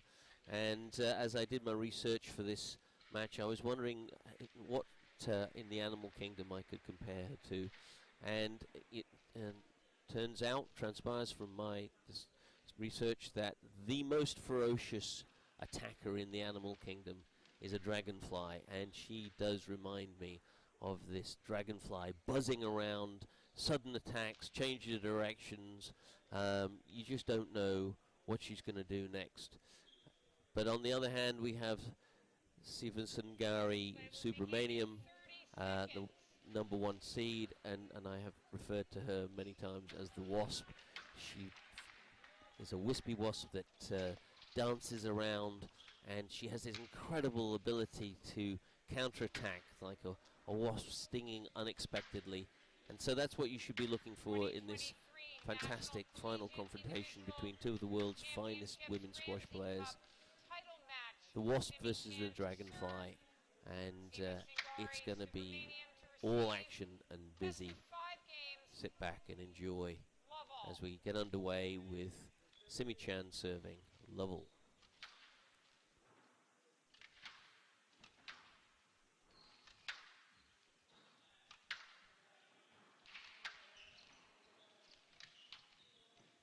One of the great features of Siva is her racket head speed. She has this lovely relaxed wrist and weight transference that she's able to create this speed through a kinetic chain, traveling up through her body and being released with whiplash in the end of her racket.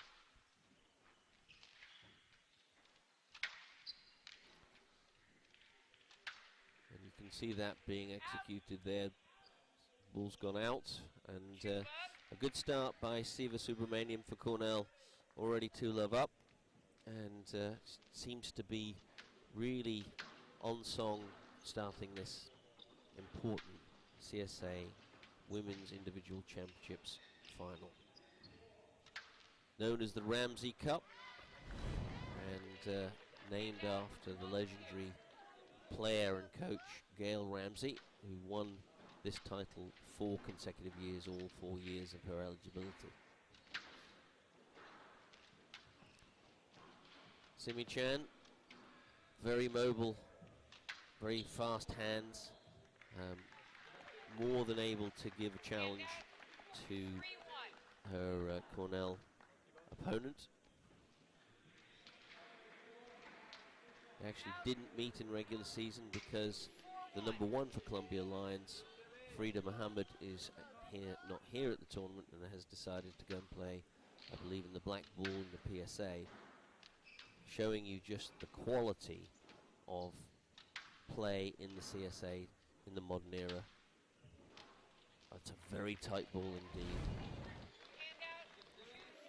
And again, you see the forearm speed of Simi Chan there, just delivering that very good length with barely any racket speed, racket head motion.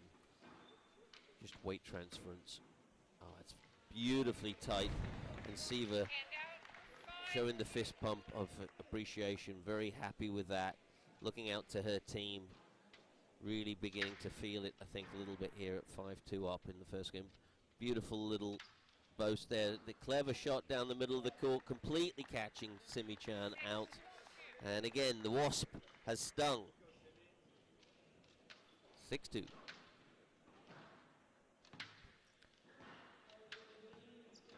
Great movement from both players. And that's such a good width and length. Just really solid quality. 7-2. Fantastic start for the Cornell woman. And again, there's that lovely whiplash that she creates in the racket head with that weight transference and wrist action. And she's really got Simi Chan using all of her available mobility just to try and get around the court, but dominating with placement and power. 8-2.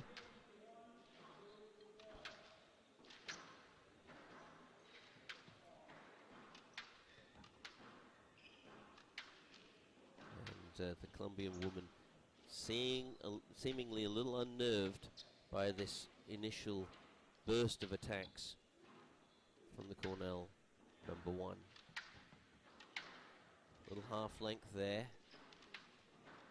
and just not moving off that ball and not anticipating the early intercept from Siva Subramaniam there, and Simi Chan really seeming to reel in this first game from the pressure created by the brilliant Malaysian world number 18.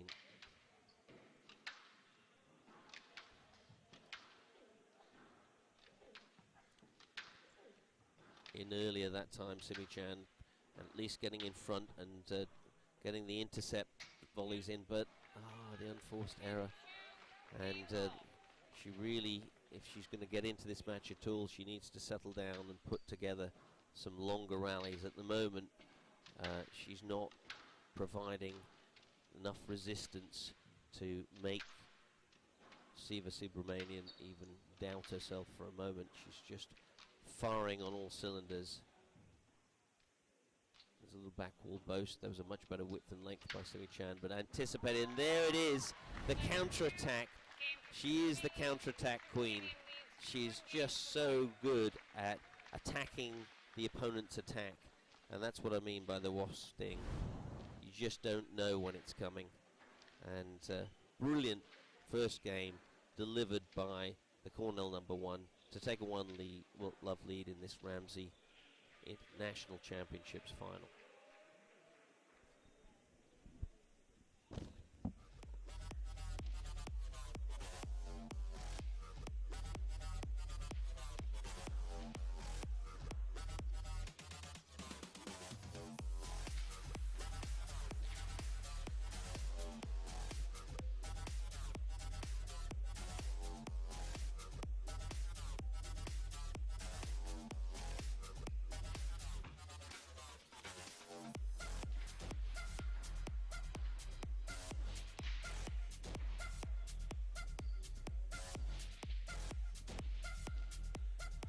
Play will resume in 30 seconds.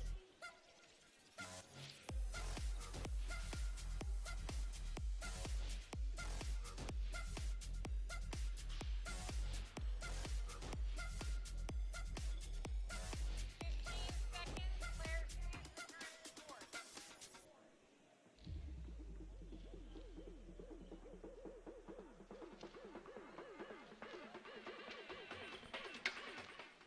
So, what a dominant first game from our reigning champion and number 1 seed, Siva Subramaniam.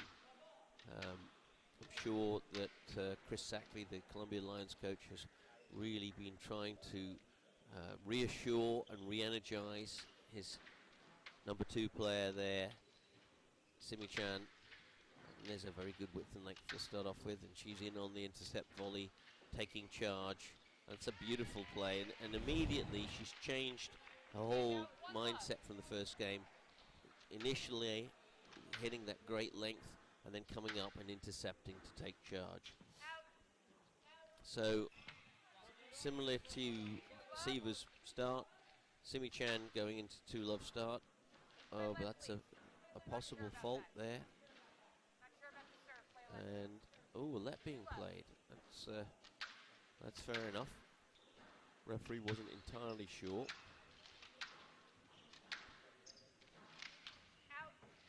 That one was out. So 1-2 and Subramaniam back in hand. Let's see if this game settles into an equal competition or whether the dominance of the Cornell player continues. Good length and a loose ball there from the Cornell player, and she won't get a let for that. Well executed intercept volley to a good faded width from Simi Chan. So 3-1, Simi Chan for the Columbia Lions. The Dragonfly not quite buzzing around yet with the ferocity that we expect, and I'm afraid failing a little bit. Not asking the waspish Siva Subramaniam to do an awful lot at this point.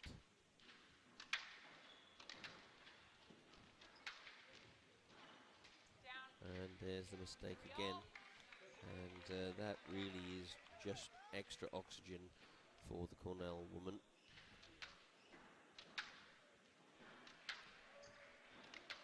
Columbia player is going to have to really dig deep and be more determined to stay engaged for longer if she's going to get any change out of this fantastic Cornell number 1. That was a good ball though, and a rare misjudgment by Subramaniam playing short when her opponent was already at the front of the court, and not enough deception to really cause any damage. Quality width there, ball's right on the sidewall, both players doing a great job. There's that sudden attack on that volley, and a beautiful width there from Siva. Beautiful shot. So 4-4, more even competition in this second game. Still feel Simi Chan hasn't quite settled down and become comfortable with this very, very sort of pressurized situation of a national championship final, and perhaps not representing herself as well as she could. We know she's a very fine player, number 39 in the world, and she really gave a great account of herself against world number 61 Marina Stefanoni yesterday. There's a better width and length, so but she's still on even terms. just got to stop shooting herself in the foot with these errors that she's made. She's hit a number of balls out and a couple of tins. Got to get that consistency. It's a beautiful ball down the sidewall there. And a lovely little tacking cross court there. And you see the capacity of this woman from Hong Kong to really attack from all kinds of situations. She does buzz around, and when she's playing well, provide a very, very mobile, aggressive, all-court attack. 7-5, and so she's seeming to find her footing here, and really beginning to fire on all cylinders. Lovely piece of wrist she has there of that backhand. Got as a defensive shot, that's trouble. But again, Subramaniam in so quickly. It's the counter-attacking ability of Subramaniam when she seems to be in trouble that is just so extraordinary, and why I've dubbed her the Wasp. You get stung when you least expect it. Oh, it's a very good boast, but a great counter, and again, Subramaniam reading the game so well. Lovely little working boast, but a great width and length from Chan Sin-yuk. Simi-chan really holding Siva Subramaniam's feet to the fire in the end.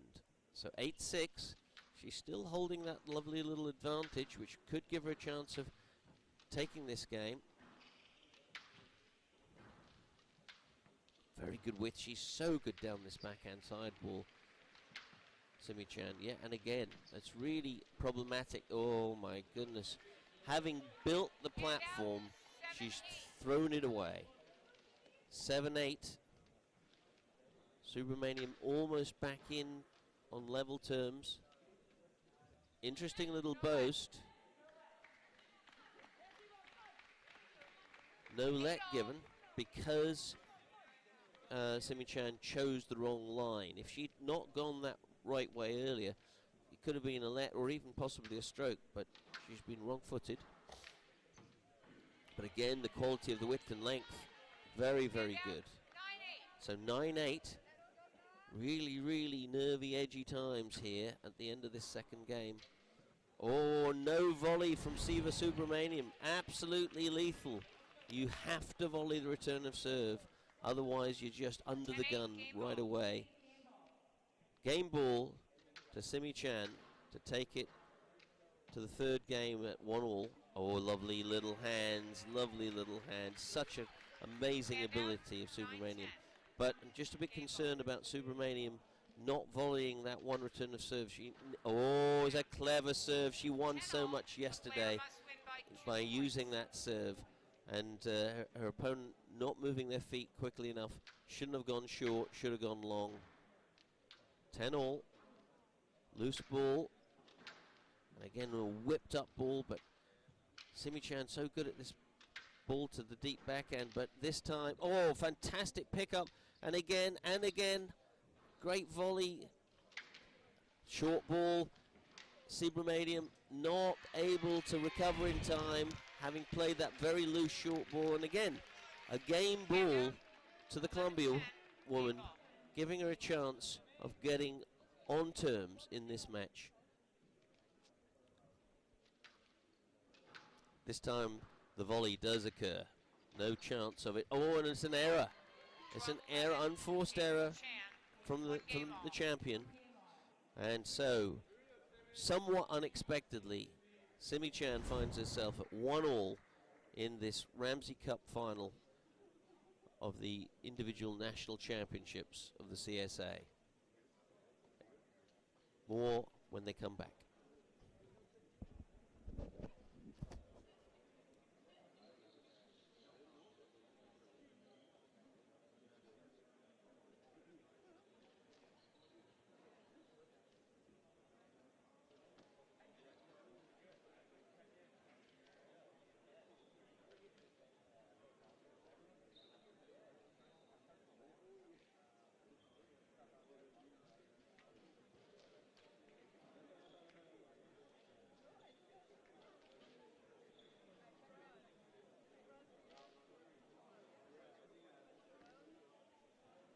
that's what's happening around the grounds. Pretty much everything now completed except for these 2 world-class finals that we're being treated to this afternoon. Shout out for my Cornell team player Aishwarya Kubchandani, a lovely win for her after an excellent tournament. Congrats to her.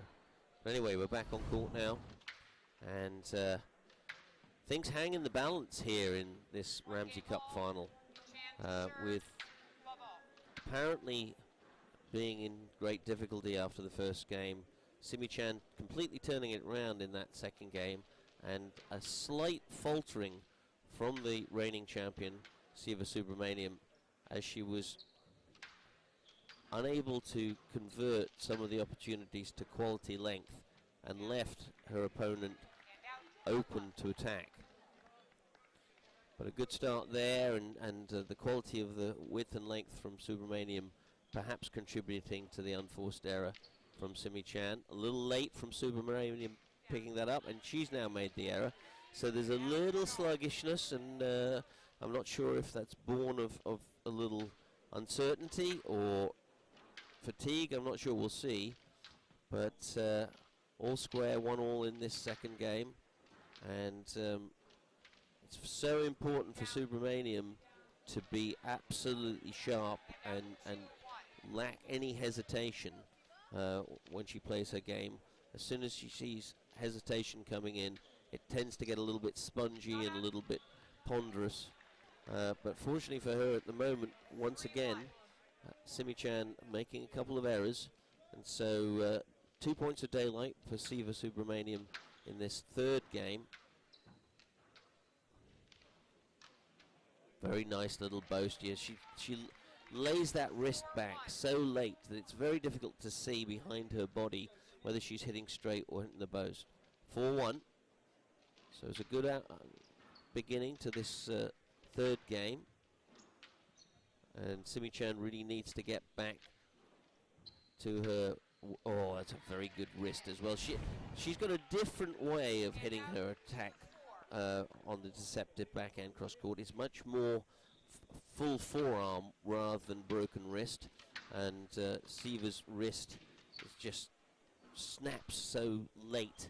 It makes it very difficult to read, but very good drop shot there. And again, you're seeing just a little bit of sluggishness perhaps in the Subramaniam movement, and that could really make a big difference. Oh, ball's down. For also having had a lead, she's now found that her Columbia opponent has caught her up, and so once again we're in this period of uncertainty as to who is going to take charge of this final. Simi Chan looking for the attacking balls, and she is bossing the champion at the moment with good searching balls, giving rise to loose opportunities. So, it's another loose ball, indecision as to when to take that ball. And once again, just the speed of this dragonfly-like player who's everywhere on the court, and her wonderful attacking play just overwhelming the champion at the moment. She's in so sharply.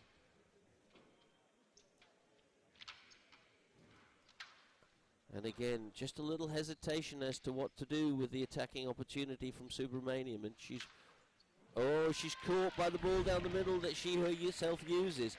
Very good play there indeed from Chan Sin-yuk. So 7-4.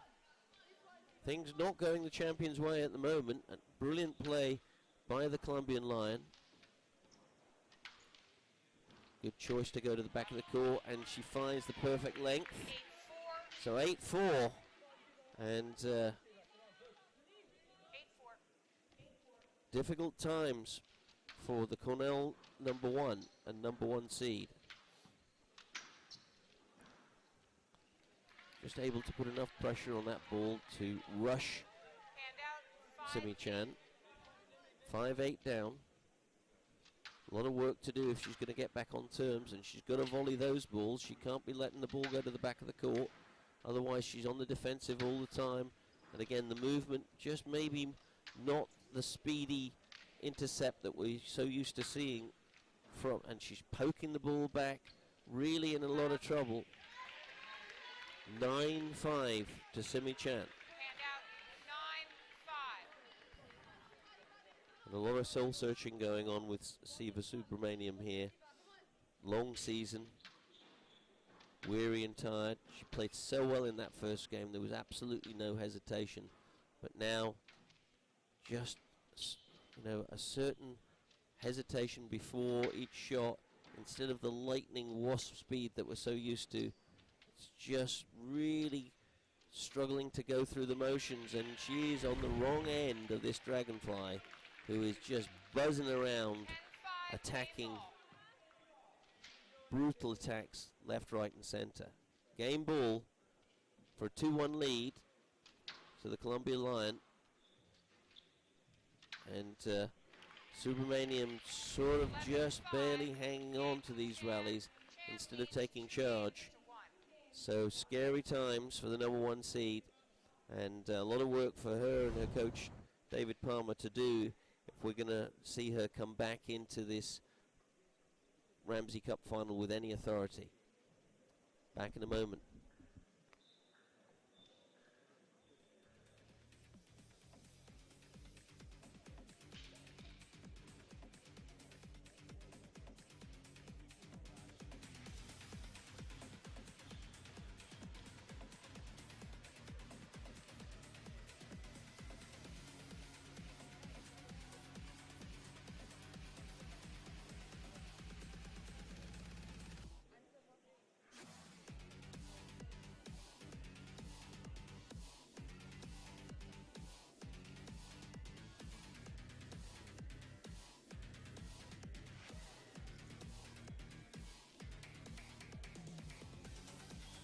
Play will resume in 30 seconds.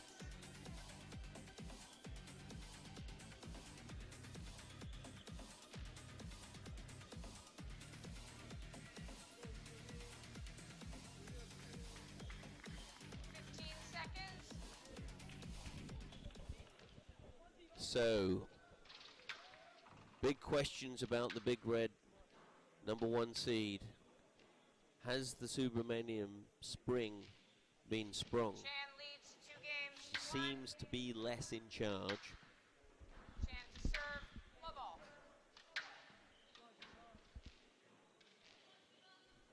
And she seems to be being bullied by this powerful athlete from Columbia Lions. Immediately who goes in there to attack the front of the court. 1 love. So Subramaniam really has got to dig herself out of trouble here, and that's not a good start. 2 love. 2 errors, lack of footwork on that return of serve, resulting in a mishit.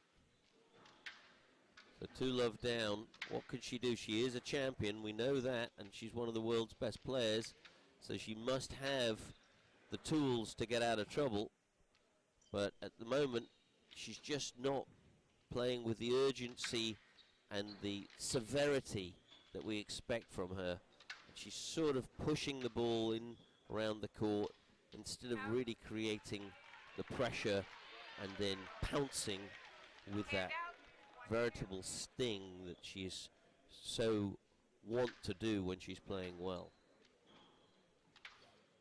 Such a good width there from Simi Chan in reply to that very, very good drop shot, but drop shots are going in too early, not enough pressures being created, not enough movement is being put into the body of the Columbia woman, and she's taking advantage, full advantage of this slightly spongy performance from the world number 18.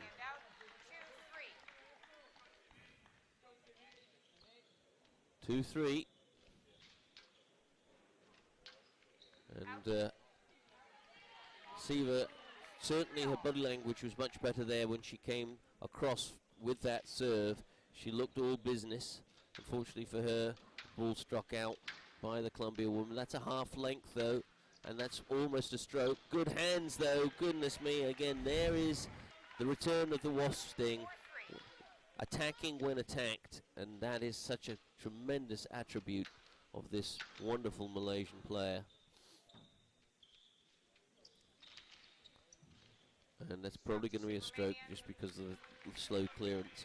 And so a little bit of daylight for Siva Subramaniam. I'm not going to say she's playing her best game yet, but she's looking a little bit more. That ball was good. Siva thinking that ball was down, but the ball not called down. And Simi Chan equally thinking it was up. So that might be a key moment. There's a big difference between 3-6 and 4-5. Siva cannot afford to make errors here. She has got to play quality. Equally, no errors from the Columbia woman. She can't afford that either. And some difficult, tired-looking lunge there from Subramaniam to pick up that very good short attack. That's loose ball, but returned loose. That's a much better width and length. Forcing a defensive shot, little glitch delay, sorry, there on the camera. And so there is a let played, I believe. Oh, a stroke played, 6-4, because of the interference, 6-4. So back to a 2-point daylight for Subramaniam. She's got to volley those balls. She's really hesitant. She's not taking the initiative. She's sort of letting moments get away from her. And as we all know, time is the commodity of squash. And when you let moments pass by, you're letting money go. And brilliant shot by Simi Chan. And really, this is a key moment in the whole match. Simi Chan taking her moments, taking her opportunities, not hesitating, and Siva Subramanian barely able to keep up at the moment. Nice intercept volley, but we've got to see some. Oh, there's the error. 7-6. If Subramaniam's going to take charge of this, she has to take the initiative. She cannot just feed off the shots that Simi Chan plays. That's a great little boast. Subramaniam doing well to pick that up. She's under pressure, under tremendous pressure. And there's a brilliant piece of deception there by Simi Chan. Holding and then just pushing that in. 7-all. Crucial moments. Good length there. Good attacking width. And a brilliant shot of a loose ball. 8-7. Apologise for the glitches on the camera on the backhand side. 8-7. Simi Chan beginning to really believe that this might be her championships. And you can see Subramanian sort of just struggling to keep up with the pace, certainly not initiating. She's barely hanging on. 9-7. And good sharpness to the Columbia Lion woman's play here. She's not hesitating. She's seizing opportunities very, very well. And again, Subramaniam barely hanging on, playing short when she shouldn't be playing short. It's a beautiful touch there. Still Simi Chan in charge of this rally. And finally a little counter-attack. Goodness me, but I'm afraid that the feeling is not of triumph but of relief there from Siva Subramanian. And she needs to find something more if she's going to bring this to a fifth game. Oh, the unforced error at a crucial moment. That may give Subramaniam some oxygen that she was lacking. It's a loose ball, quality to the back of the court, and a little bit of a pop out. Oh, another loose ball, trouble, and a lovely little wrong footer. Decision is let. Goodness me, we are hanging on to this championship by the skin of our skinny chin.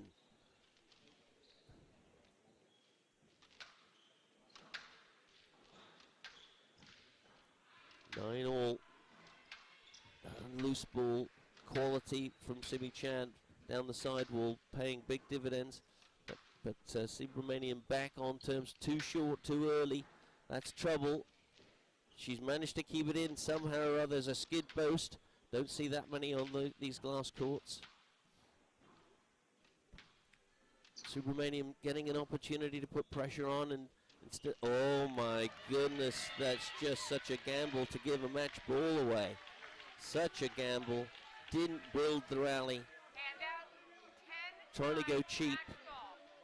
And this is a big struggle for the world number 18 and the Columbia Lion world number 39, really in the driving seat, looking for her first championship. She just stumbles at the key moment. So 10-all, still in doubt. And that's a good ball into the back court, and another good ball into the back court. Just wonder whether Subramanian can maintain enough energy to control the court here. Fantastic ball there, and that's going to be a stroke. And another match ball for the Columbia Lion. And just nothing quite working for Siva Subramanian today. Good width and length, good cross court, and good use of the wrist.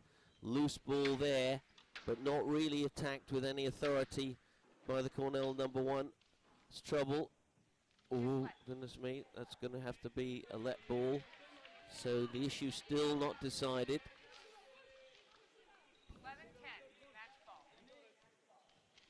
Match ball to Simi Chan. And she's just hit the tin. Such despondency as she walks back woodenly to receive serve at 11-all. That length is just not good enough, just not good enough. She's not placing her width and length. So yet another match ball. One feels as though eventually Simi Chan is going to convert one of these, because Subramanian just not taking charge, not able to take charge at this point. And that's a very nice boast. Oh, and that could be the tin that decides the entire match. And it is. And it is a fantastic win for the Columbia Lion to take her first national title.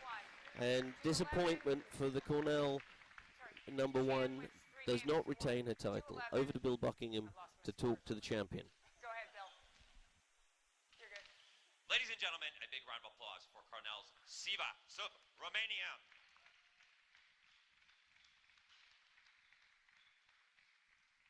And your 2023 Ramsey Cup champion, Simi Chan.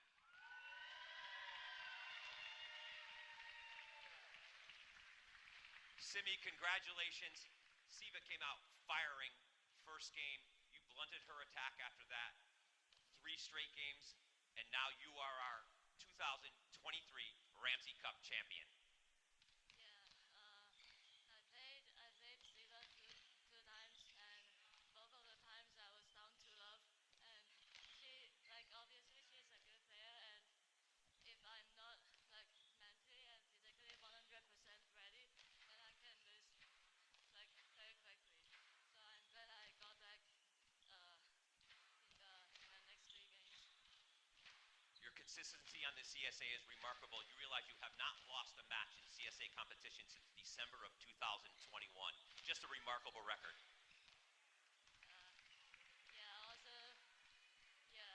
I think I play more consistently in CSA tournaments than PSA tournaments, because I'm playing for the Columbia team, and even when I'm down, my teammates are always cheering for me. So I never think about giving up. So yeah, also credit to my teammates and my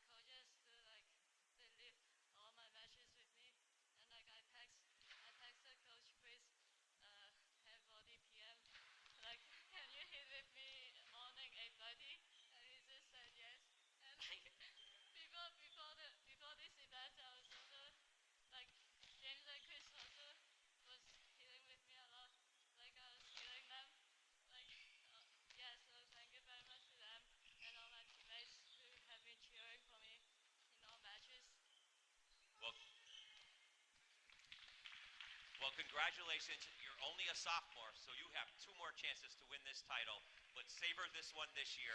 Ladies and gentlemen, your 2023 Ramsey Cup champion, Simi Chan. So many congratulations to Simi Chan, the new CSA individual women's national champion. First game, she didn't really find her game at all, and there was a lack of belief. But gradually, as the match went on, she began to realize that Siva Subramaniam, rather than being her usual waspish self with sudden stinging power, had actually become rather spongy and rubbery and you know, not wishing to be critical, but she just didn't have the spark that she sometimes does that is so difficult to handle. And as confidence grew, Simi Chan's early volleys and wrong footing wrist action really just too much for the reigning champion to cope with, and she was always playing a losing battle there. So many congratulations to the Columbia Lion and to Chris Sackvey and her team. It's a wonderful celebration and championship for them. So our next match will be the final match of the championships, which will be the men's final between Trinity's Mohammed Sharaf and Harvard's George Crown. That is scheduled at 1:30, and we'll come back in just before then. You can see around the grounds what has happened today, and just as a reminder as to where to go on our YouTube channel, you can see it there, the URL, and all of the great squash from the last 3 weekends of the CSA and many previous seasons and matches are all there in all their glory for you to review, to use as a teaching aid, as a learning aid, or simply for your viewing pleasure. We'll be back just in a few minutes' time with this exciting men's national championship pool trophy final.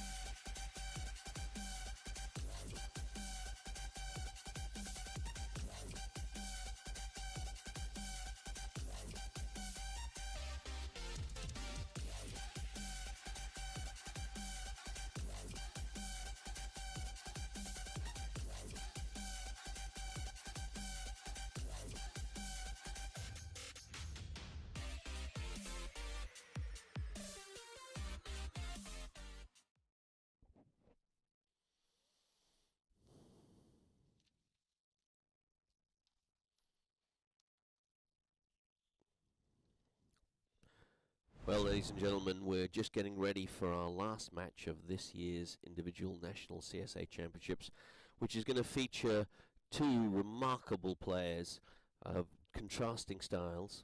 And the first one we're talking about is Mohammed Sharaf from Trinity, who upended the number 1 seed, Ali Hussein from UVA, and he did it in extraordinary style, incendiary I would call it. In fact, I christened him the Firecracker because his ability. We're going to go over to Bill Buckingham now before I talk to you about the other player. Our first competitor, representing Harvard University, our number 11 seed, George Crown.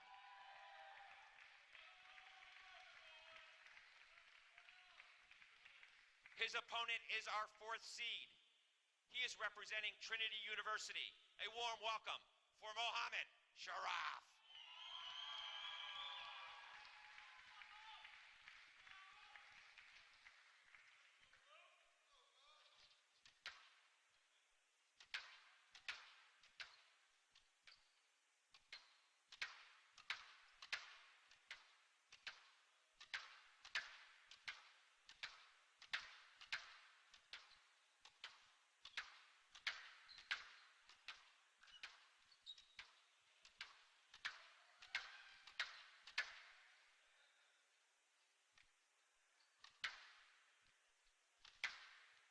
Ladies and gentlemen, our 2023 Pool Trophy Final features the number 11 seed, George Crown, 22 years of age from Ontario, Canada.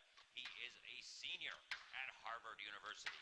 He was first team All-Ivy in 2022, and he was the Malloy Cup East individual champion in 2019. Mathematics major from Ontario, is coached by Mike Way.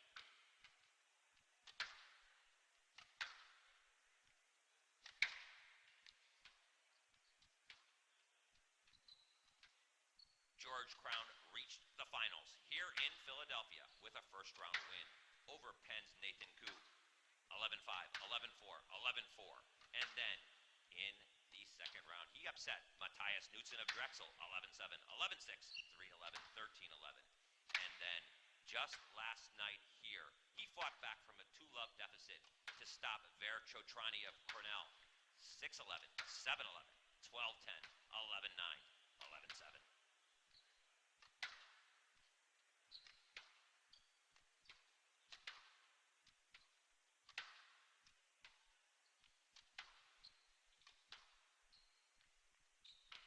George's opponent is our 4th seed, representing Trinity University, 21 years of age from Alexandria, Egypt, Mohammed Sharaf.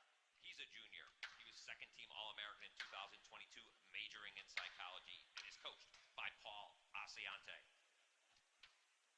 He reached the finals here in Philadelphia with a first-round win over Yash Fadeh of Rochester, 11-9, 9-11, 11-7, 11-8. And then he stopped in the quarterfinals Kareem Albarari of Princeton, 11-7, 11-6, 11-6. And then last night, he beat the number 1 seed from the University of Virginia, Ali Hussein, 11-6, 11-8, 12-10.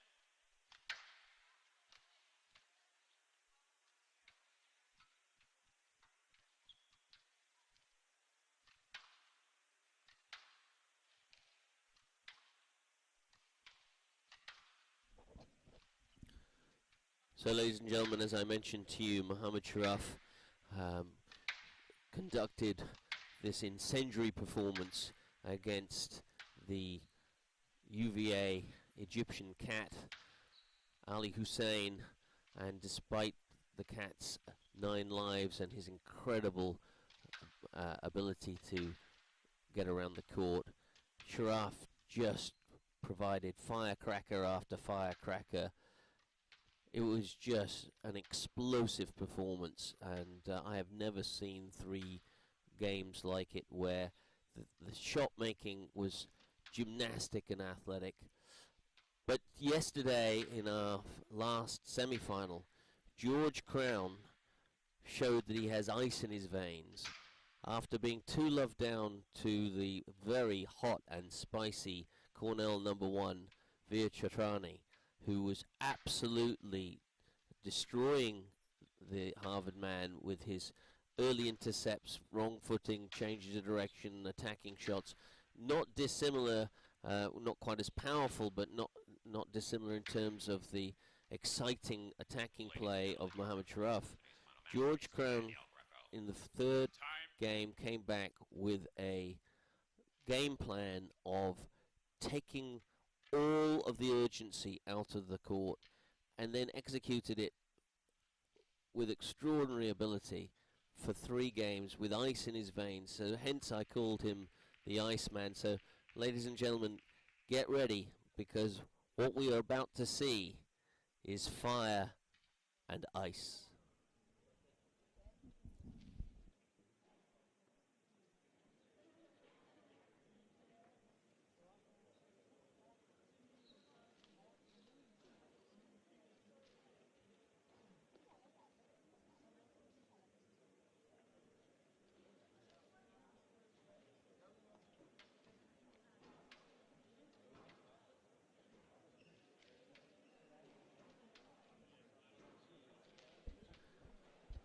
There is an ancient British expression, harks back to the days of King Charles and something called the Gunpowder Plot, and we say that you can be hoist by your own petard. That means that sometimes incendiary devices, bombs that you throw, can end up exploding and hurting you rather than the intended victim.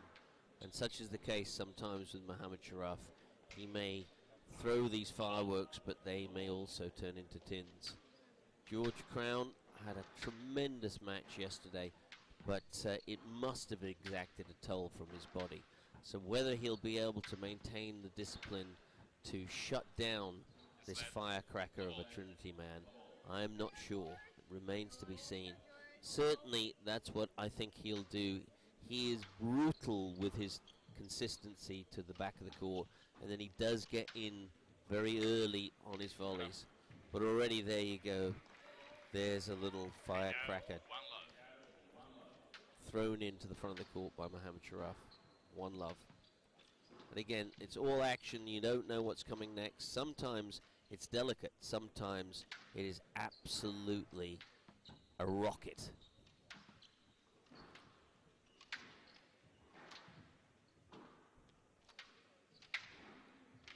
And Crown cannot afford to play loose ball. This cross court nowhere near wide enough, and he's left stranded and struggling. The Sharaf volley to a very good width and length.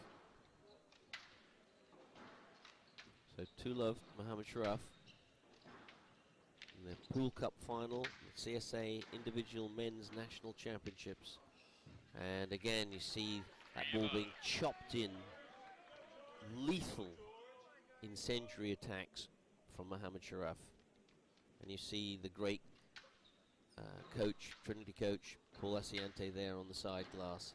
He's just absolutely basking in enjoyment of this wonderful player.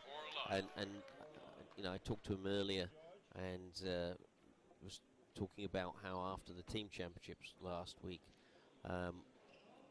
Mohamed Sharaf was just so beloved of the entire Trinity crowd and team, and he was quite emotional after his finishing the match there. And oh my goodness gracious me, look at this. Chunk. Any loose ball is in danger of sparks flying, and you saw it fly there. But yeah, he's so fond of this young man from Egypt, who with all of his incredible talent is also just a genuinely lovely person. George Crown, you know, a fantastic servant to the Crimson, and certainly he has been a very steady performer indeed at the number 2 spot, but he will need all of his ice focus in order to be able to stave off the fiery attacks of the Trinity man, and at the moment he's just not getting the quality required to prevent the Trinity man chopping the ball in. But there you go, hoist by your own petard. the bombs sometimes don't explode in the way that he would like. Good pick up by Crown, but a very good width and length. Oh, it's a tight ball. Yes, lad. 2-6. Yeah, let ball played there. 2-6. The moment looking more like the Trinity man is going to have his way, but he is want to put in as many tins as he puts in fireworks, so has to be a bit careful. Yes, lad. Strokish. Played. 3-6. And I know that Crown will not panic. Yes, lad. 3-6. Whether or not he's able to construct the sort of limiting game plan that he did yesterday against Biachatrani, I don't know, but it won't be through lack of trying. He's a very brave man, the Canadian.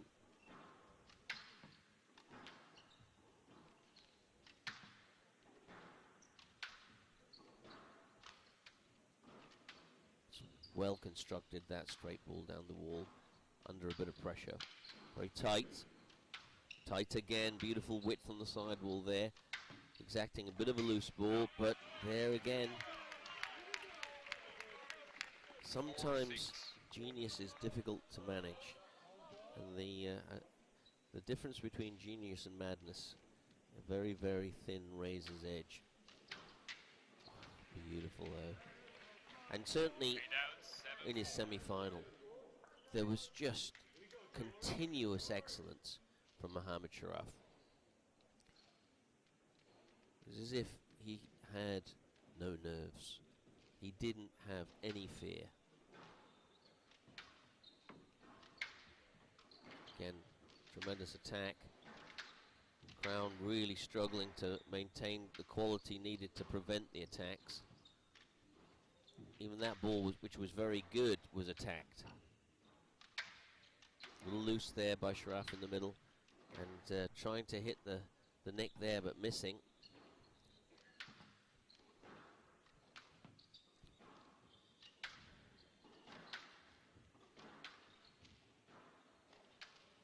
Here's Crown constructing better quality, and a lovely loft there by Crown. Just taking all of the urgency out of the situation and making it all about grim determination. Oh, very, very uncharacteristic of Crown. Not the game plan. If he'd reset that rally for another 30 to 50 shots, I submit that that would be very, very depressing and soul-destroying for the firecracker Mohammad Sharaf, but that's oxygen to the flames. But there, look at that beautiful faded width. Trademark quality down the side walls from George Crown, and that's what I expect from him.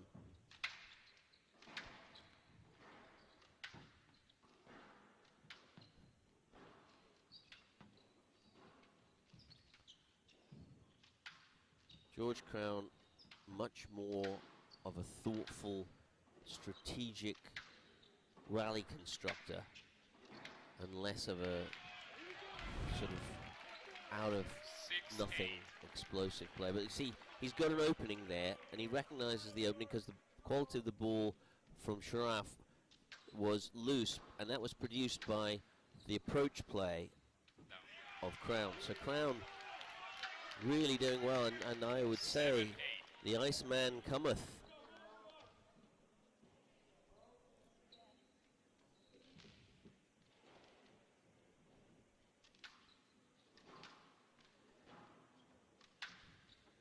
Loosish there. Crown cannot afford any loose play. He might be fortunate in Sharaf tinning it, but equally Sharaf, even from difficult situations, can come up with rockets of genius. 9-7. So despite that very, very good comeback by George Crown, Sharaf still in charge. Errors at this point really unforgivable. It's a national final, the most important college competition in the world. It's good athleticism by both players, good weight transference also, balance being maintained very well by both players. Lovely little half volley, that's very close to, oh, I don't think he'll get anything out of that. 10-7, game ball. That's a game ball to Mohamed Sharaf to take a one-love lead in the Pool Trophy National Individual CSA Championship Final.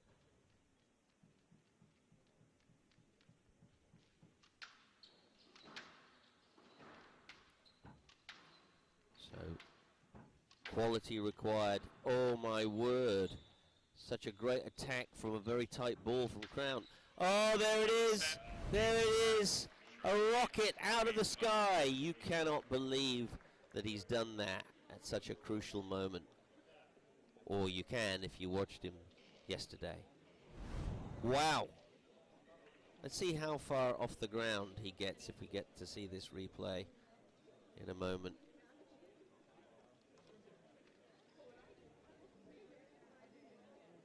Beautiful tightness there. Good attack there from Crown, having stolen. But here he comes. He's 2-3 feet off the ground, ladies and gentlemen. That is just ridiculous. The firecracker is one love up.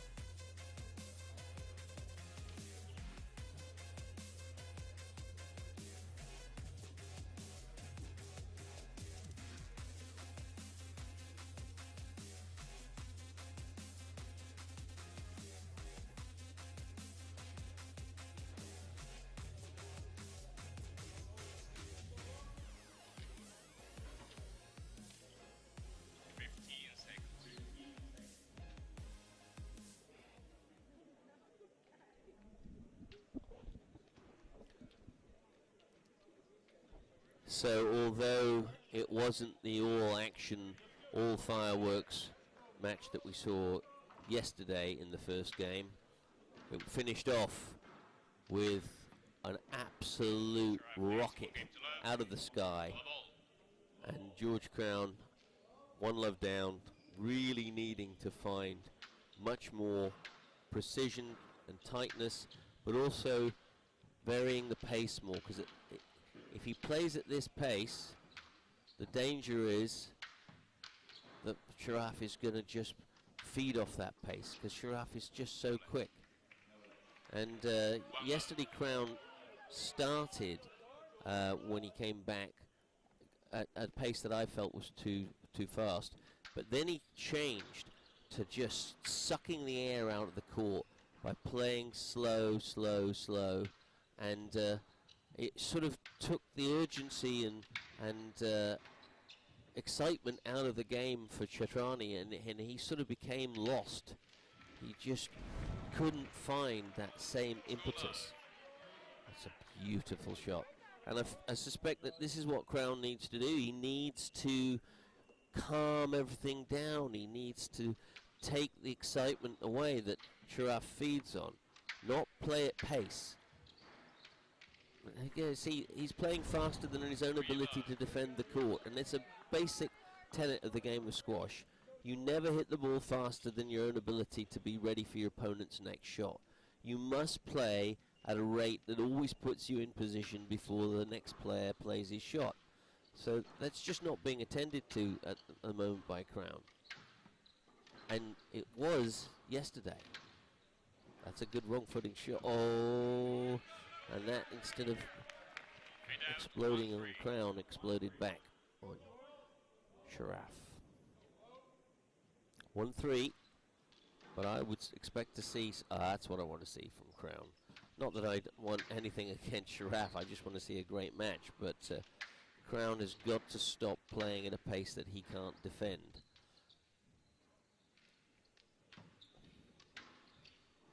Very close to a stroke. let played. Trifle fortunate. 1-3.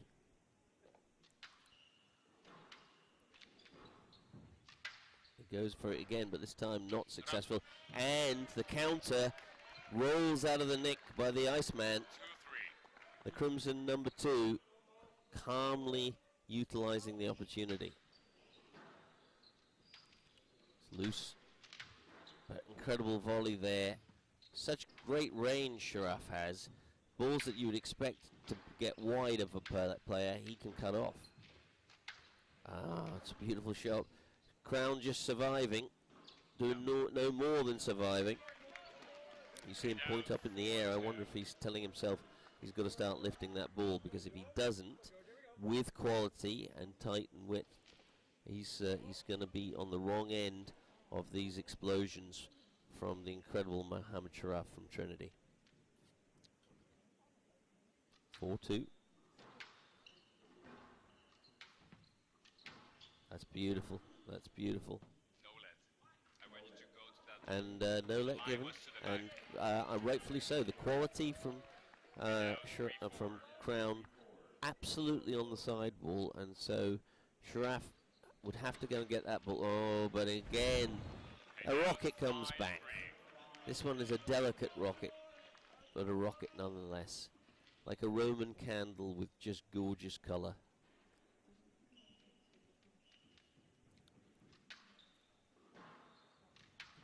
Five, 3. There's the ball. That allows Crown enough time to be ready for whatever comes next and counterattack himself. Now he's got him on the run. Beautiful. Excellent court management, but more importantly, pace management by the Iceman, George Crown. That's unfortunately played a little too fast. 6-4. Still the edge to Mohamed Sharaf.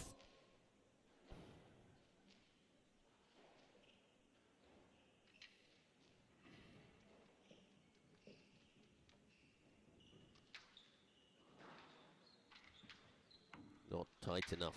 Not tight enough. Quality's got to be there. So tempting to hit this ball hard, but the danger is that, oh, there is a tin. Not even a good tin, that was a low tin.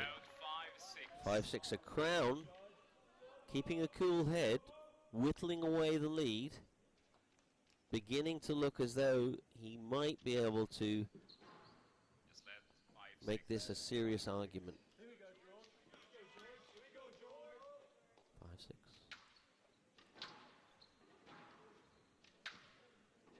Yeah, that's a nice steady rate of pace.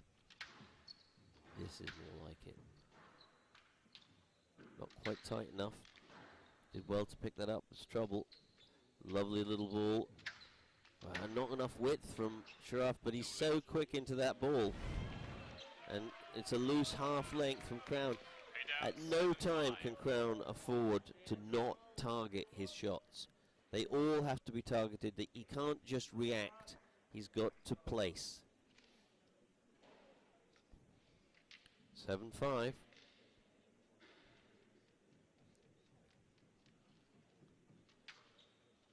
Bantam leaves the Crimson by 2 clear points. Very tight. There is the George Crown, the brutal quality down the sidewall that I believe is very difficult to progress against. He's going to have to really think about his serves as well. He needs to mix up the serves, and so he's not just feeding an opportunity. That's tightness from the Trinity man.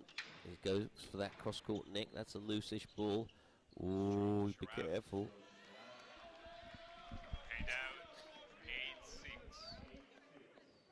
Because Crown, unfortunately, didn't move off as he played the shot. And if you stand still as you play the shot, you're setting yourself up for disaster, because as soon as the ball comes off your racket, the opponent is going to want to step in to intercept. And if you're still there, you're preventing the opponent from a fair opportunity to hit the ball, and you'll get penalized. Yeah, that's a good, steady, weighted length played at a reasonable. Oh, I'm very surprised Crown hasn't gone back to get this ball. He could have played that after the back wall. That's a little bit of an impulsive response from Crown, and not what I expect from him. Sharaf really progressing well, you know, and despite a couple of tins, generally, and perhaps I should make sure that I emphasize, it's not just his rockets that are so easy on the eye, but it's also his approach play. He does hit some tremendous widths and lengths sometimes, which gives him the opportunity to then capitalize on loose ball created by the pressure that he initially puts on the opponent. Little top and side spin for a little. Oh dear, oh dear, oh dear. That's not the jumping rocket, that's just a laid back spark of genius. And that's it. 2-love, 7-7 to the firecracker from Trinity, this wonderful Egyptian player who's really set this tournament on fire, with perhaps the match of the tournament coming yesterday, but following it up with quality and steadiness. And I'm sure that Coach Paul Asiante absolutely loving the spectacle of his number one player. Really bringing home the bacon at this point. Very, very impressive. Crown needs to find quality, duration, and we mustn't forget he was 2-love down yesterday and turned it all around. And with Mike Way coaching him in his corner, there's every possibility that the game plan will now change. Can the Iceman freeze out the firecracker? We shall see.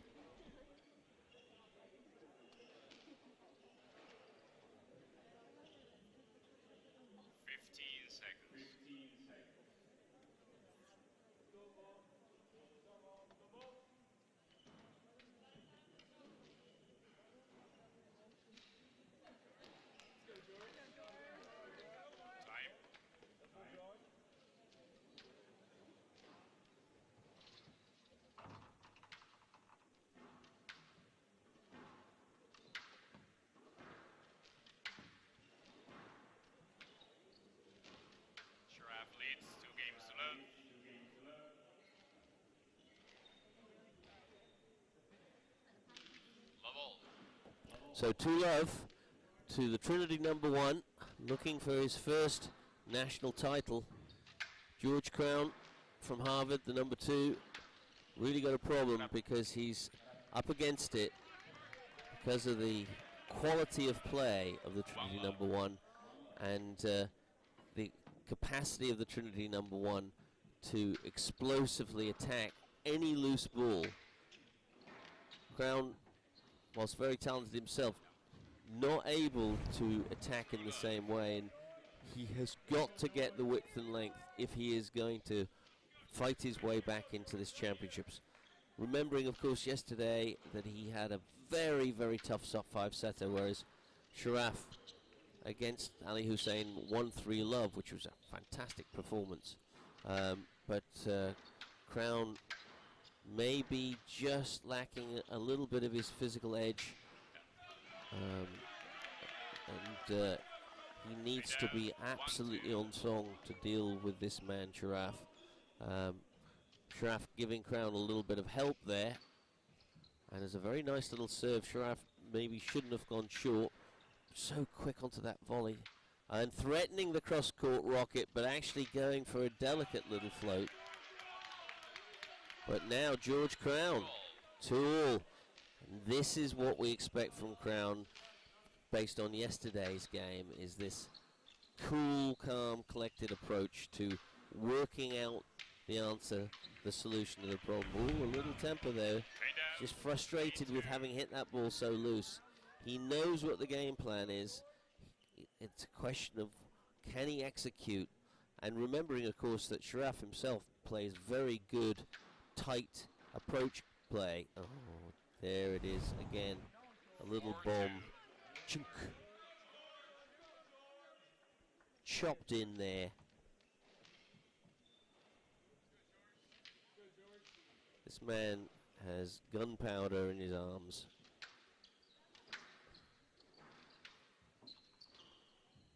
At the moment, it's all Crown can do to barely hang on. He's not really getting control of the court.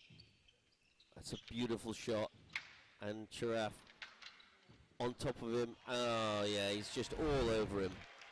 Despite Crown's best efforts, it's just one firework after another.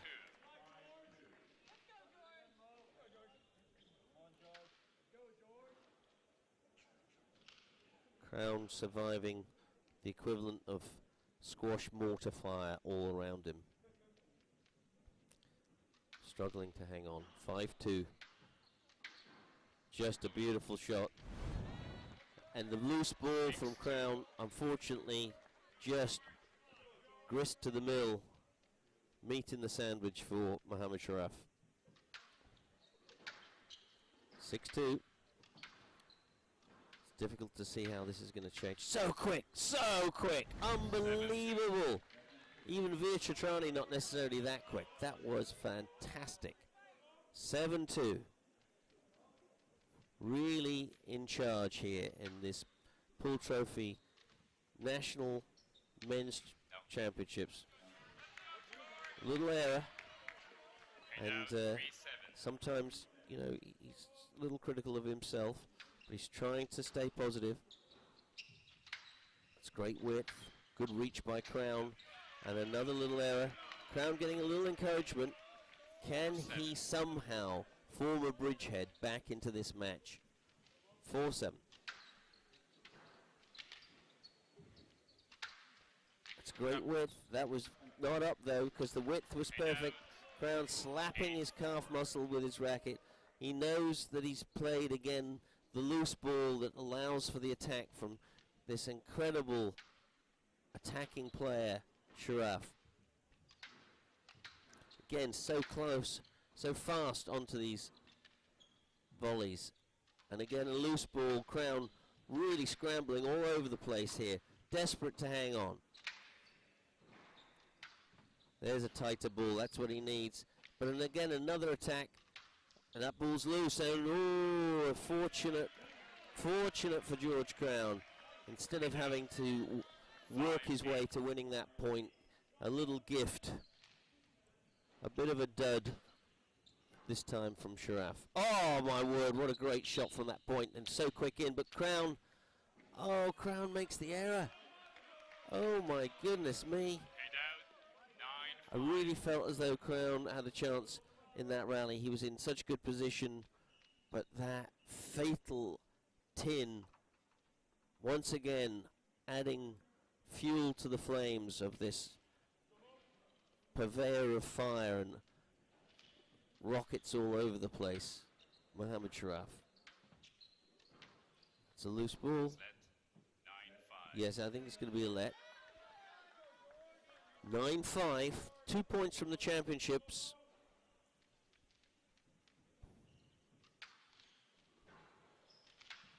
Tightish ball. And another little ball. Oh, that's such a beautiful topspin drop shot cross court. And another attack. That was close to being out. And he's gone for the cross court, Nick. Good pick up by Crown. Crown's in early. Oh my goodness, what a great length. Great length, and once again you see it's not just the bombs into the front corners, but it's the quality to the back of the court as well from Mohammad Sharaf. And so we come to match ball for this wonderful Trinity #1, who has really taken the national championships by storm this year.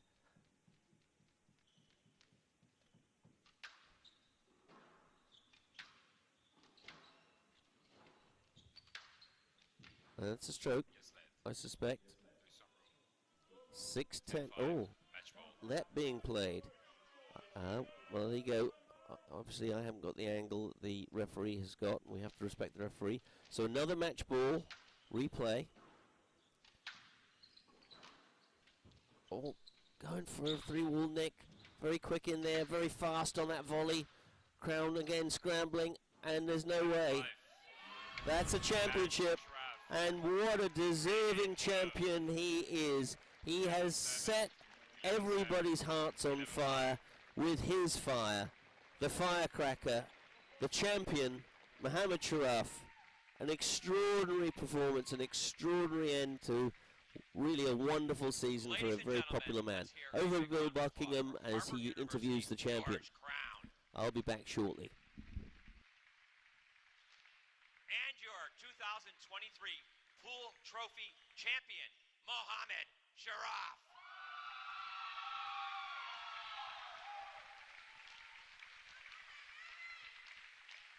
Mohamed, last night was a highlight reel where you took down the #1 seed, Ali Hussein. You came back this afternoon and backed it up, and you're our 2023 Pool champion. I have no words to say right now, but George had a very nice tournament, so I just need everyone to acknowledge that. He had a very good run.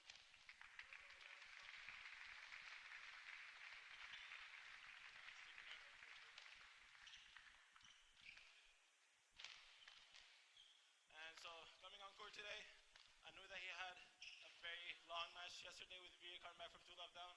So when I had that 2-love lead, all that I thought of was I need to keep my mind straight. Don't give too much tins, as everyone knows that I give a lot of tins. But today was no tins at all. I think all weekend was no tins at all. So I'm just really proud of myself, and I'm just happy that all my friends are here.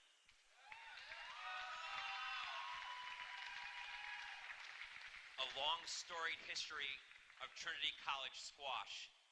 It's been since 2009 when Basit Chaudhry put his name on this trophy, and you're a worthy successor to that legendary player. Yeah, as I said, no words to say.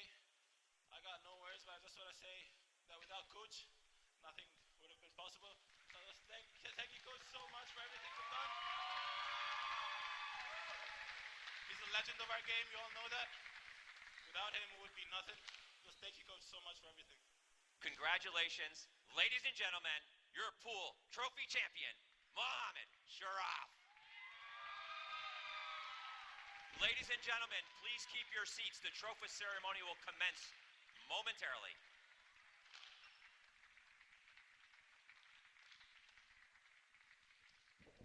And just while we wait for the presentations, I just want to add my own admiration to the wonderful, wonderful performance of Mohamed Sharaf, an extraordinary exponent of our game, clearly a world-class athlete that's going to go on to great things.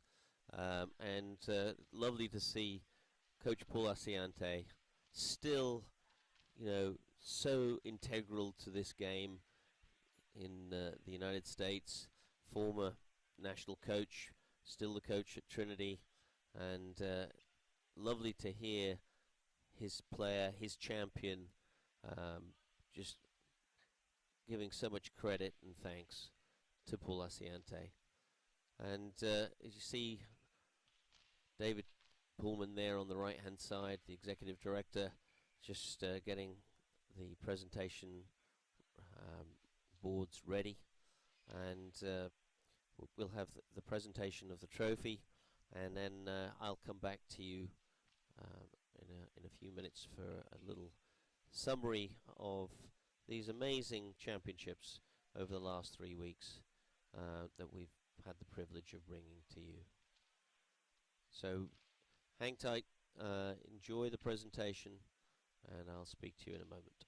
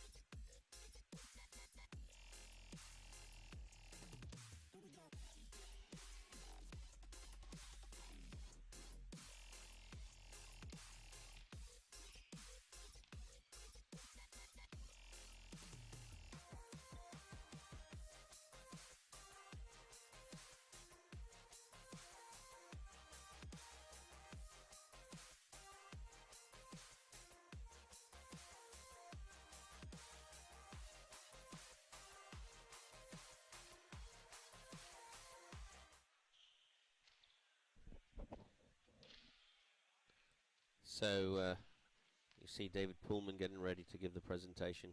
So grateful to him and the fantastic effort that he puts in. He wears too many caps. Really, we need to improve our fundraising and endow his position so that he has the resources and the tools and the teeth to really deliver for the CSA in the way that he so would love to. He has so many imaginative plans for the future and is of course ably supported by the board of CSA, but we just simply need more resources so that all of the things like sufficient referees, enough education, tournament directors, rather than David trying to be the tournament director at the same time as being the CSA director, become possible for him. It is the engine, after all, as I have said many times, that drives world squash. The CSA just has so many tentacles reaching out across the world to so many nations that aspire to being a part of this incredible organization that brings the youth of the world, the student athletes of the world together in this wonderful competition, and they learn what team squash is about. A very different sport, team squash, to just individual squash. And in being a part of something bigger than yourself, it empowers people to achieve at levels that they never could have managed on their own, as ably demonstrated and described by our champion Mohamed Sharaf. When these players step up, they're not just stepping up for themselves, they're stepping up for every single person that has supported them, trained them, believed in them, and it's a great repayment of that trust and frankly love and affection. Even the Trinity crowd, which sometimes comes in for a little bit of criticism, just a marvelous group to support our game, and I'm so lucky to meet some of them last week. Anyway, over to David Pullman as he conducts his presentation. The glass court where we played the finals. We'd like to award our trophies this afternoon. I'd like to get everyone's attention in this direction if you could. I'll give you a few moments. But please join us back on the East glass court where the finals were just played. While people are returning back to the glass court, I do have a few thank yous, both for this tournament and this season. First of all, I want to thank U.S. Squash CEO Kevin Klipstein, his staff, and the Specter Center staff, James Niederer, Hadley Smink, Kimberly Leitner, Matun Das, and everyone else, Ryan Leslie, and everyone else who played a big role in allowing us to host the 2023 individuals and doubles championships here. Can we have a round of applause for our partners, U.S. Squash and the Specter Center? I also want to thank our crew of referees this weekend. I always say they have one of the toughest jobs throughout, so tournament referee Sheldon Anderson, Daniel Greco, Paul Alexander, Viano Ganakevwe, Hope Prokop, and Mike Riley. 6 referees held us together this weekend. Thank you all so much. I want to thank everyone who's here, both players, coaches, and fans and parents, everyone who has gotten us through this season. It's been another exciting one. We're very grateful for all of your support. So thank you all for being here and supporting our student athletes and our coaches. It's been a great year. A quick shout out to my colleague and friend here, Abby Wingard, our assistant commissioner. It's been a great partnership this year, and we're pleased to be at the end and celebrate a great season. So Abby, thank you very much.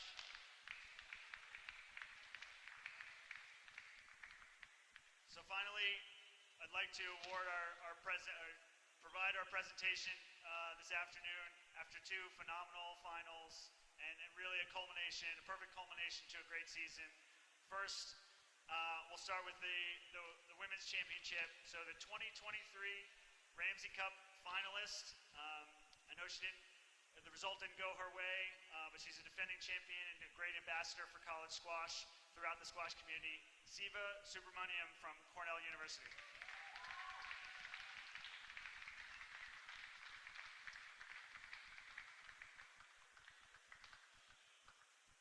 And our 2023 Ramsey Cup National Individual Champion from Columbia University, Simi Chan.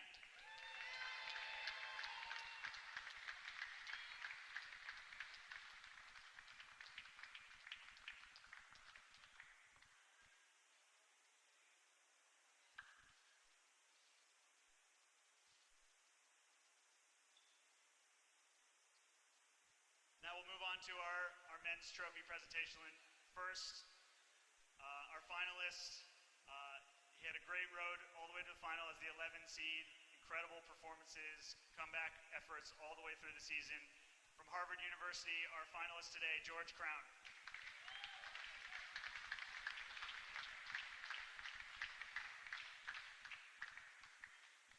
And our 2023 pool trophy winner from Trinity College, Mohammed Sharaf.